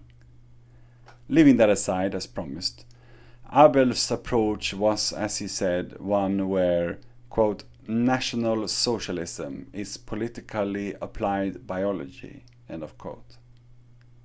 Of course, we have already seen how Osborn had similar ario-heroic interpretations of orthogenesis, as outlined in his Aristogenetic theory, and Noble was probably, when asking his boss, only taking the temperature on how National Socialist do we really want to get with this.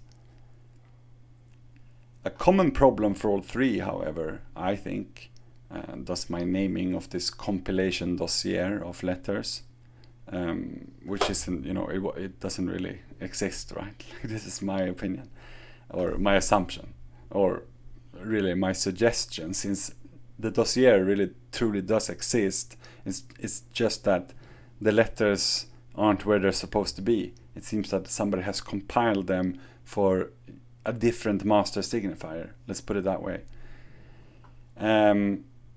Well, this was that Kammerer's research with amphibians seriously contradicts Abel's mentor, i.e. the Belgian dinosaur reptilian expert Louis Dollo and his law of irreversibility, which they all seem to agree with. Tiktaalik heavy-duty fin still helped it to swim. But if it hit the shallows, the bones and joints would help to push itself up and punt around. But this new limb didn't just help mobility in the water.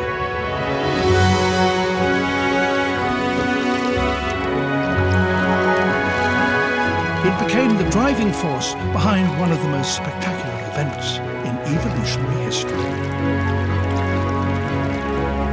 The arrival of the first vertebrate animals on land.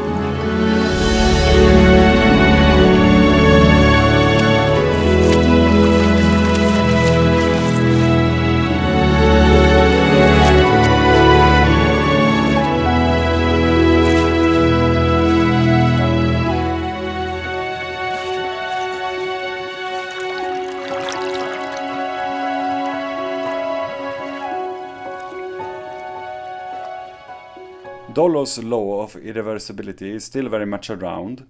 You can look it up. It's not considered debunked. But my reading is that if frogs which have learned how to mate on land can be taught to return to the ocean to mate, then of course there is neither inertia or irreversibility in nature. If there is no inertia or irreversibility, it logically follows that we have to speak about change rather than progress, cryptically or not. And the whole project of orthogenetic paleobiology, which Abel is the founder of, would fall apart, and his son, Wolfgang, would never have become a racial biologist at the Kaiser Wilhelm Institute für Anthropologie, where a new set of genetic excuses for similar convictions were being established. What convictions, you might ask, dear listener, though I reckon you have a pretty good assumption already. Well, Abel considered the law of biological inertia, quote, the most fundamental law governing all phylogenetic processes on the planet, end of quote.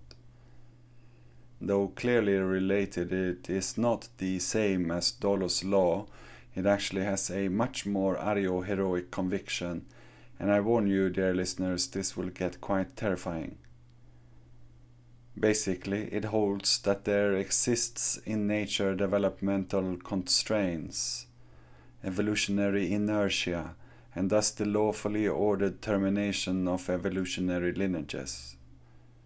There are seeds of this in all demiurgic or God as an architect, idealist traditions of life and the great chain of being, but in the age of eugenics, when man becomes God of recreation, we find the source in a certain Otto Jäkel, a German born in western Poland, which funny enough means small devil in Swedish. I found out that Osborn had probably studied with Jäkel for a brief half year under the leading paleontologist Carl Alfred von Zittel in Munich in 1885, which is interesting because it is Osborn, not Abel. Jäkel, interestingly enough as well, spent his last years as a professor in South China during the warlord era and died in Beijing in 1929. Jäkel had already, before Abel picked him up, begun combining the Swiss cell researcher Carl Neglis' inner perfecting principle, within quotes, from mid-19th century München, and began combining it with the molecular mechanisms of Weismann. Lysenko episode listeners will know why that is important. Quoting Abel, quote, "The core of my argument is to compare processes of adaptation with movement in the mechanistic sense. Function is nothing but activity, and in that sense, movement." End of quote. From this insight follows that every living organism must obey the laws of mechanics, just as it also obeys the laws of chemistry. In short, this is about as fascist as genetic determinism can get, though there isn't even a gene to speak of yet in the modern sense, so the DNA thanatologists eventually one-upped him, I guess. From this, Abel gathered that there must be two forces inside the assumed protoplasma, one progressive and one conservative, or, to put it in terms of classical Newtonian mechanics, which they like to do when proving a National Socialist point, since they are all conformist pieces of shit lubing up the machine, one principle of inertia and one principle of least resistance. This eternal antagonism at the core of life leads to a quote-unquote norm of reaction. I assume they mean something like when you disobey environmental stimuli and prove yourself or something. Which he adds is not unlimited, and hence some organisms obtain a certain evolutionary path which might express itself in irreversible, inert maladjustment. We must always maintain a kind of divine discontent. There are certain technical words within every academic discipline which soon become stereotypes and cliches. Every academic discipline has its technical nomenclature. Modern psychology has a word that is probably used more than any other word in psychology. It is the word maladjusted. Now, certainly we all want to live the well-adjusted life in order to avoid neurotic and schizophrenic personalities. But I must honestly say to you tonight, my friends, that there are some things in our world, there are some things in our nation to which I'm proud to be maladjusted, which I call upon all men of good will to be maladjusted until the good society is realized. I must honestly say to you that I never intend to adjust myself to segregation and discrimination. I never intend to become adjusted to religious bigotry. I never intend to adjust myself to economic conditions that will take necessities from the many to give luxuries to the few. I never intend to adjust myself to the madness of militarism and the self-defeating effects of physical violence.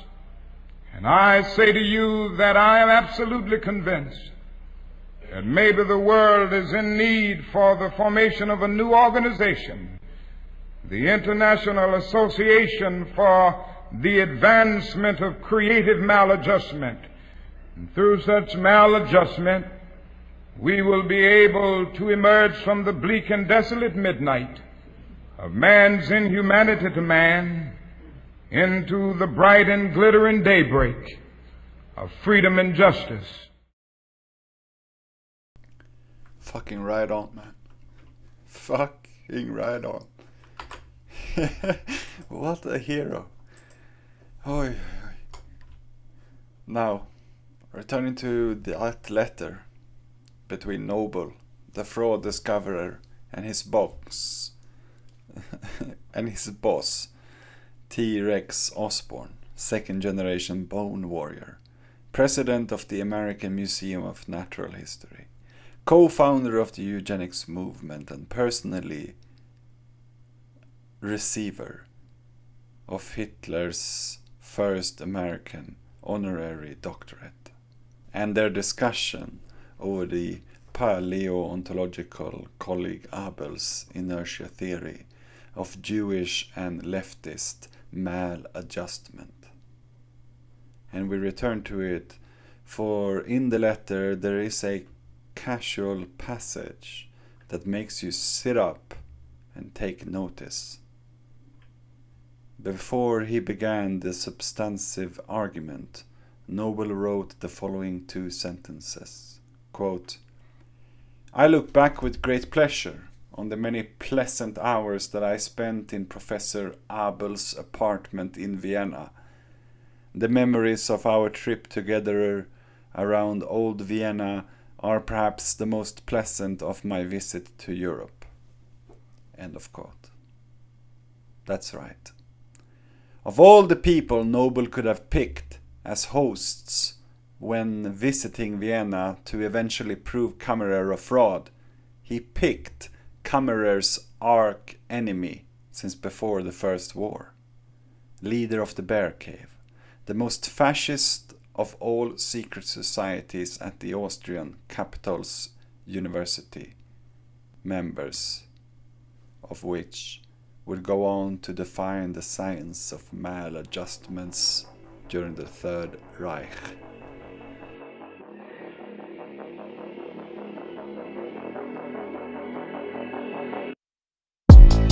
Ich bin ein bisschen kompliziert.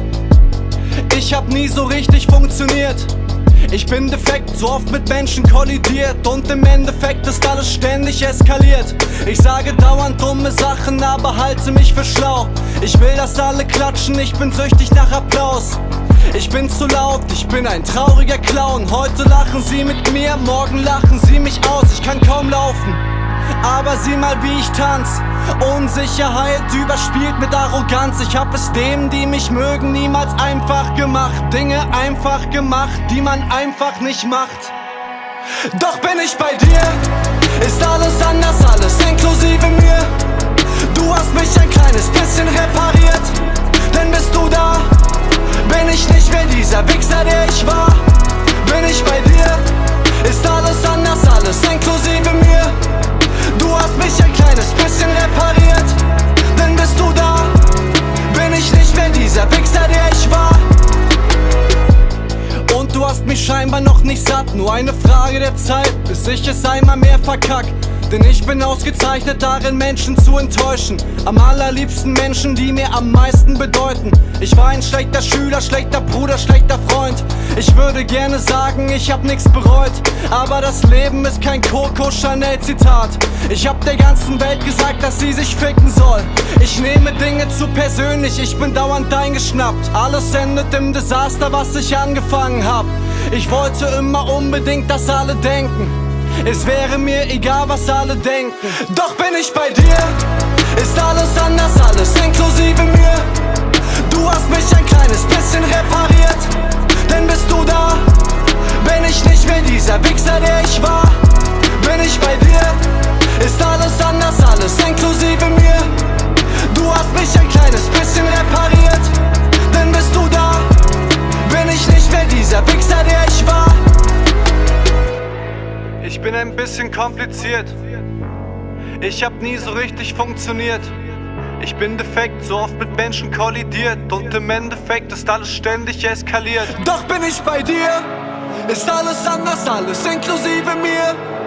Du hast mich ein kleines bisschen repariert, denn bist du da, bin ich nicht mehr dieser Wichser, der ich war. Doch bin ich bei dir, ist alles anders, alles inklusive mir. Du hast mich ein kleines bisschen repariert, denn bist du da, bin ich nicht mehr dieser Wichser, der ich war. Bin ich bei dir, ist alles anders, alles inklusive mir. Du hast mich ein kleines bisschen repariert, denn bist du da, bin ich nicht mehr dieser Wichser, der ich war.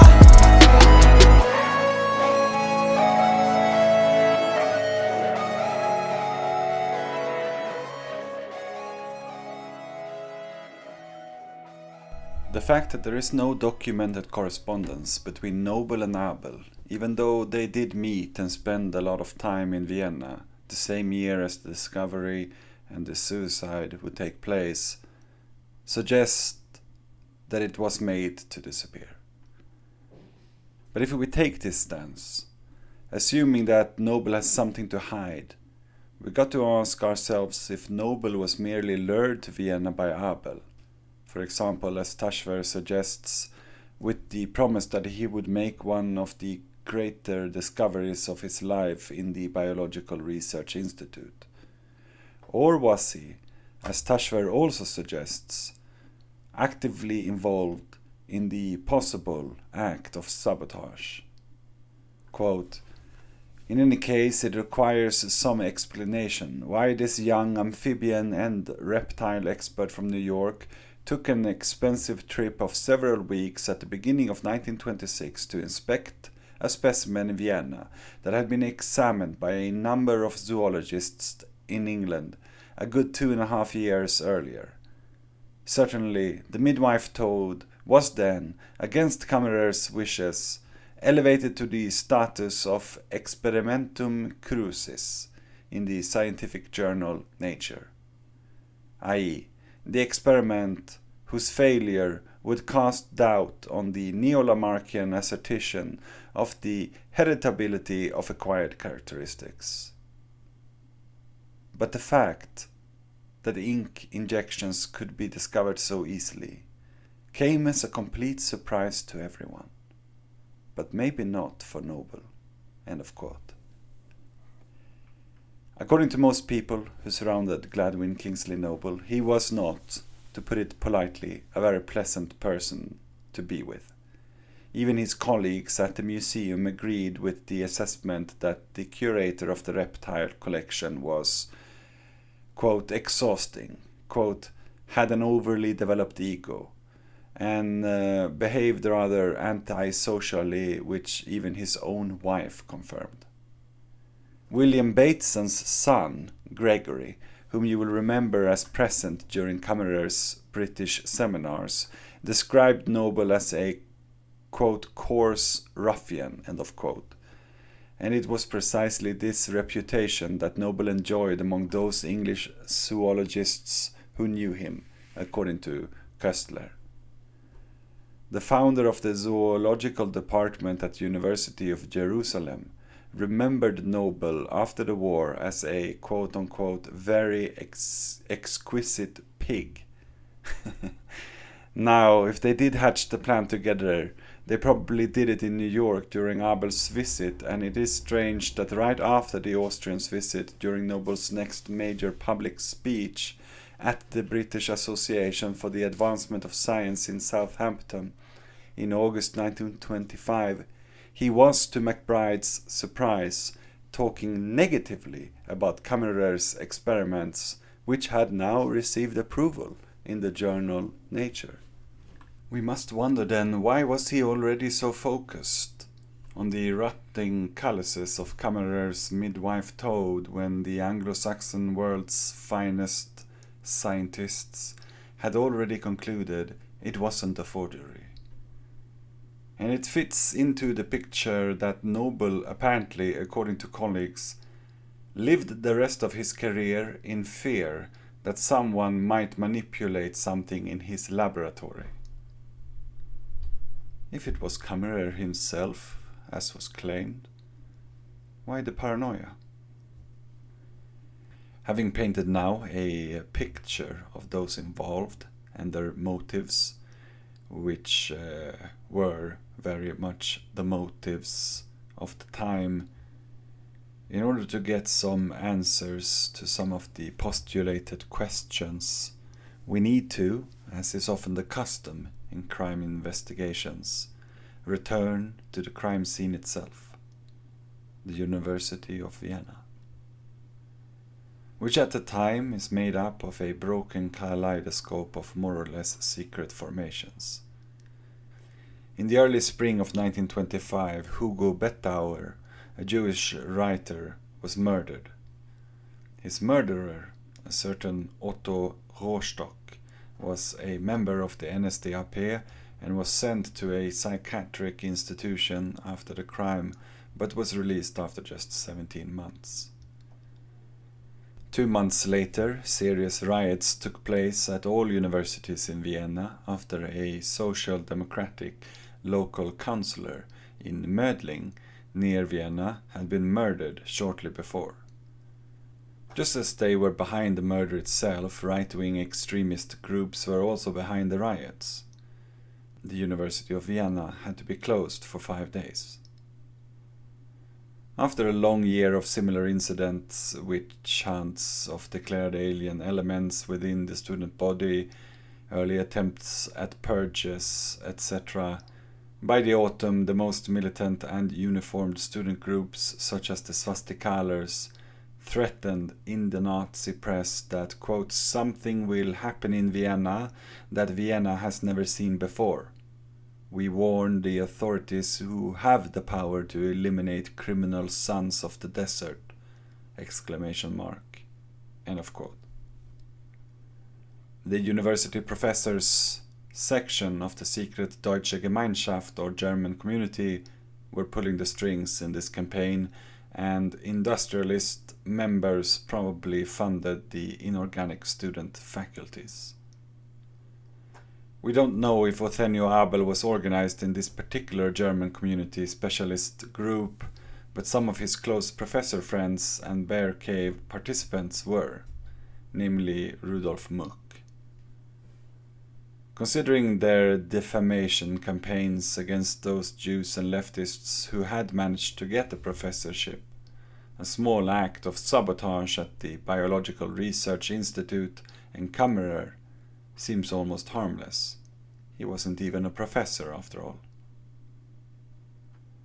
Now regarding the technician mentioned in ex-Viennese Dr. Steiner's letter to Köstler in the 1970s, Taschwer tells us that, quote, there was a noticeable change in personnel in the BRI's employee lists on August 25, 1925. Around 2 months after Abel returned from the United States, a certain Raimund Danzinger was hired as a laboratory assistant. He was 30 years old at the time and had earned his living as a machine worker at Daimler in Wiener Neustadt from 1916 to 1924, but was then probably unemployed for several months. How Danzinger, born in 1895, got his job is unknown. The BRI Board of Trustees included some professors from the University of Vienna with whom Abel was in close contact, such as Mollisch and von Wettstein. The paleobiologist could have suggested Danzinger this way and installed him as a man he could trust. As a laboratory technician, Danzinger had access to the necessary keys to either carry out the manipulation himself or at least open the doors of the BRI and the display cases to another person involved. It is also a fact that Danzinger was employed at the Biological Research Institute in the 1930s and remained an employee of the Academy of Sciences after the Anschluss in 1938 and after 1945. In other words, he was somebody the Nazis approved of. He died in Vienna in 1954, and if he knew something, he probably took the knowledge with him to his grave. End of the quote in its entirety. Needless to say, if you know how to think as your bog-standard Nazi, a sabotage against the Biological Research Institute would not only be a hit against Kammerer, who was in a way already out of the picture in terms of professorship. It would be a hit against the leftist Jewish-controlled institution itself. Furthermore, Kammerer's research, despite the lack of professorship or maybe because of it, was only increasing in popularity all over the world. Now both Americans and Russians wanted him as the early borders of the Cold War of genetics was being drawn up. This raised the stake of slander beyond Kammerer as just one person in personal quarrel. For example, his mentor and the institution's head, Hans Prisebram, was up for election for the second zoology chair at the Faculty of Humanities, which was still not filled, which would become a position of power capable of establishing a direction of Austrian biological research that opposed the ario-heroic hypothesis of the likes of Osborn and Abel et al. If this seems far-fetched, which I don't think it does, we will note that members of the Bear Cave were already busy banning other Jewish professors of the Biological Research Institute through their silent diplomacy, such as Prissy Bram's assistants, Leonor Brecher and Paul Weiss. Weiss managed to subsequently escape to the US, but nature's most irreversible and inert and thus violent brains managed to murder Brecher at the Mali Trostines extermination camp in 1942 in Belarus. We need to look no further than Abel's frat brother, the aforementioned third correspondent Franz Werner, who wrote in a second letter to Gladwin Kingsley Noble in New York about the Biological Research Institute's mostly Jewish researchers. Quote, "There are very badly smelling people there." End of quote. And guess who got the zoology seat instead of Prissy Bram when the institute had been ridiculed and ashamed? And his three closest assistants, Kammerer, Brecher and Weiss, were forced to face the end of their Austrian careers. Yeah, Franz Werner, of course, whom, if you had any doubts, on February 3rd, 1933, joined the NSDAP by Mitgliedsnummer 1.389.827. In the same fell swoop, Viennese New York journal Biologia Generalis found a reason to purge its leftist members, including Prissy Bram and Julius Huxley, who were both replaced with Othenio Abel and his relative, the Dutch Nazi Jan Verslys. The American suspects also saw promotions. Noble was praised by Fruitfly Morgan, who wrote that they shouldn't be sentimental about having caught Kammerer in the act, which can only be the conclusion of a lab-grown psychopath. Noble was then received with professorship honors by Yale and Columbia. See, I told you in the Lysenko episode he was part of that whole Yale thing. Initially, the idea was that he was supposed to take over when Morgan went to Caltech, but instead he refused both offers and stayed like the dog he was with his master Osborn at the museum. He had one demand though, and this is some real psycho shit. He demanded that the American Museum of Natural History from now on include experimental biological laboratories modeled on the Biological Research Institute in Vienna. Fuck me, these people are as cold-blooded as the reptilian specimen, eh? In honor of Kammerer's book on coincident series, Noble was less than 2 months older when he died in December 1940 than Kammerer was when he committed suicide. As we have mentioned before, when the paleobiologist Abel became rector in the 1932-1933 academic year, he left no doubt about his sympathies for National Socialism and his support of the violently abusive Nazi students, as contemporary witness Paul Steiner of the case-breaking letter rightly remembered. Immediately after becoming rector, the powerful professor became an illegal member of the NSDAP at the end of June 1933. Since initially the ruling Austro-fascists didn't want to cooperate with the NSDAP, they sent Abel into early retirement in 1934 for political reasons, which as a whole, I mean the illegality of the NSDAP, is an oddity in the history of fascism which I've never seen a proper class analysis of, but maybe I will get there. It didn't bother Abel though, who just went to the University of Göttingen, which had just completed its Great Purge of 1933, or the Gesetz zur Wiederherstellung des Berufsbeamtentums, according to which they banned, and here is an interesting list from Göttingen alone: pioneer quantum physicist Max Born, who went to Edinburgh; Norwegian Viktor Goldschmidt, who together with Soviet Vladimir Vernadansky is considered to be the founder of modern geochemistry, which, by the way, believe it or not, was a really half-baked science before them, as we will see in our episodes on Carl von Linné in the days of Swedenborg. Physicist James Franck, subsequently one of the fundamental players of the Manhattan Project. Eugene Wigner, who went on to make the needed weapons-grade uranium with DuPont, which he, to his credibility, had a lot of controversial things to say about later, after the fearful fog of a Nazi bomb had dissipated. I guess Christopher Nolan just forgot to mention those profit motives of Oppenheimer's DuPont patrons. Leo Szilard was also thrown out, considered by some to be the very man behind the bomb, an honor to which the Hungarian responded with a short story in which he imagined himself a war criminal on trial by the Soviet Union. Purged was also anti-communist Edward Teller, who solved the 100 million Kelvin question and developed the first hydrogen bomb.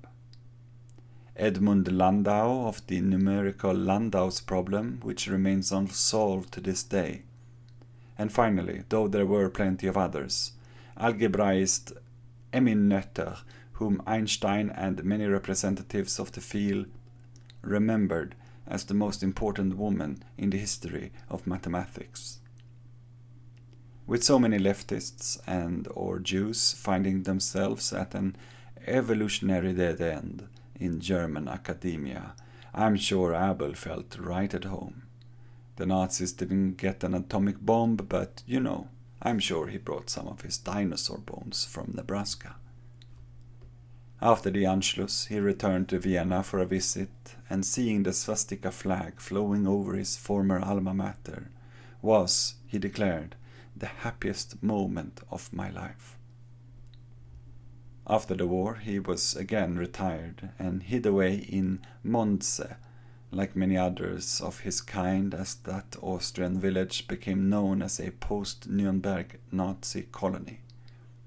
Funny enough, it is here that we find the medieval Mondsee Abbey, whose cloister church was used for the site of the wedding in The Sound of Music. Now to end things, I will quote one last time the work of Klaus Taschwer, who made this all possible. Quote, 45 years after Paul Kammerer's suicide, The Toad Kisser was published, the first attempt to exonerate the Viennese biologist from suspicion of forgery. Arthur Koestler's impressive book was quite successful, although the scientific thriller could not name a plausible suspect. 45 years later again, names of a possible conspiracy are presented here for the first time, and their motives are given. Has this solved one of the most controversial criminal cases in scientific history 90 years later? This claim would be presumptuous, as there is no smoking gun or irrefutable proof. However, as has been shown, there is a whole series of evidence that makes the paleobiologist Othniel Abel suspicious of having been involved in the manipulation of the midwife toad. The question remains why it took so long before this hot lead in the Kammerer cold case was discovered. One answer is obvious. Until now, too little was known about the state of science in Vienna between the wars. Until recently, it was unknown that soon after the First World War, a secret anti-Semitic network of conservative and proto-Nazi professors was formed at the philosophical faculty of the University of Vienna under the leadership of Othniel Abel, which operated in secret under the name Bear Cave, and took highly successful action against scientists of Jewish or leftist origin. But after the Second World War, his political transgressions were forgotten, probably also because many students and researchers who were directly affected by Nazi politics emigrated and never returned. And so it was possible that in the 1980s, a lecture hall at the University of Vienna and a prize awarded by the Austrian Academy of Sciences, were named after Othenio Abel, which was only reversed in 2012 and 2013. A side question of this debate in the history of science is how Paul Kammerer's experiments should be interpreted in its light. In many cases it would be necessary to repeat it because his preparations have long since been destroyed. But it is doubtful whether more than 100 years after Kammerer's elaborate experiments, biologists will be found who, firstly, have the necessary know-how of amphibian breeding, and secondly, the necessary patience of 10 years or more to check whether his experimental observations were correct and could possibly be explained by epigenetic inheritance. I'll add here, before going on, that indeed some Australian biologists seems to be doing just that. The Paul Kammerer case will therefore remain controversial for the time being. Here, Hans Prissebram, the always loyal mentor of his most important employee, will have the provisional final word. It is 90 years old, and yet amazingly current. Quote within quote. In my personal opinion, Kammerer's merit lies in proving that amphibians and reptiles can be largely modified by external factors.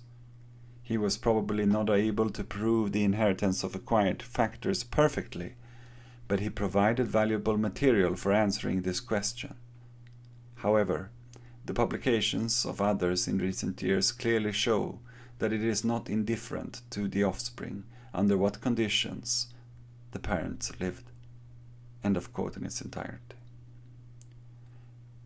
Rest assured, this story continues historically in the Lysenko saga, which in turn will continue on the return of the repressed. If you sign up to the Patreon, you will right now already receive more than 7 hours of material, revealing in minute detail the class struggle within scientific theory between the neo-Darwinist establishment of the world's richest and their eugenic aspirations, and the proletarian defense of the likes of Paul Kammerer and Trofim Lysenko. Be also on the lookout for the promised upcoming parallel, deeper historical backdrop with Sebbe from the Palme Murder series, when we tell you about the Swedish skull measurers of the Swedenborgian 1700s, when Atlantis-loving Gothian theosophists wrote the drafts of what was to become enlightened biology and anthropology. In short, the batshit crazy origins of the Western ontological project. Thank you very much for listening, dear listeners. If you end now by squinting your eyes, I hope you can see in the faraway distance some snowy Alp peaks, and up there, in that old medieval castle, sits an odd little man with a big head filled with even bigger ideas. It is the Yiddam, the personified echo of Paul Kammerer. And I believe he is smiling, for you took the time to hear his story, and you know now, like him and I, that he was never a forger. He just wanted that all of us, despite our genetic baggage, could be free to live our life, fall in love, and make life, if we so choose. And to know that everything is always already changing. Such is the dialectics of biology. Moi je n'étais rien et voilà qu'aujourd'hui je suis le gardien du sommeil de ces nuits, je l'aime à mourir. Vous pouvez détruire tout ce qu'il vous plaira, elle n'a qu'à ouvrir l'espace de ses bras pour tout reconstruire, je l'aime à mourir. Elle a gommé les chiffres des horloges du quartier, elle a fait de ma vie des cocottes en papier, des éclats de rire. Elle a bâti des ponts entre nous et le ciel, et nous les traversons à chaque fois qu'elle ne veut pas dormir, je l'aime à mourir. Elle a dû faire toutes les guerres, Pour être si forte aujourd'hui, elle a dû faire toutes les guerres de la vie et l'amour aussi.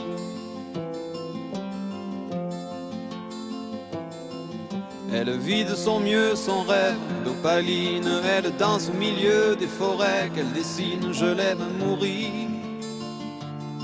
Elle porte des rubans qu'elle laisse s'envoler, elle me chante souvent que j'ai tort d'essayer de les retenir, je l'aime à mourir. Pour monter dans sa grotte cachée sous les toits, je dois clouer des notes à mes sabots de bois, je l'aime à mourir.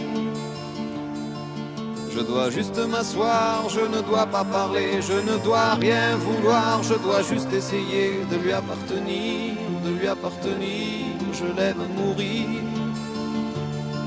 Elle a dû faire toutes les guerres pour être si forte aujourd'hui, elle a dû faire toutes les guerres de la vie et l'amour aussi.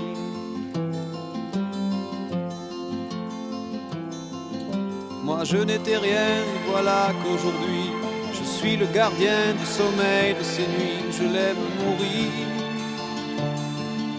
Vous pouvez détruire tout ce qui vous plaira, il n'aura qu'à ouvrir l'espace de ses bras pour tout reconstruire, je l'aime mourir.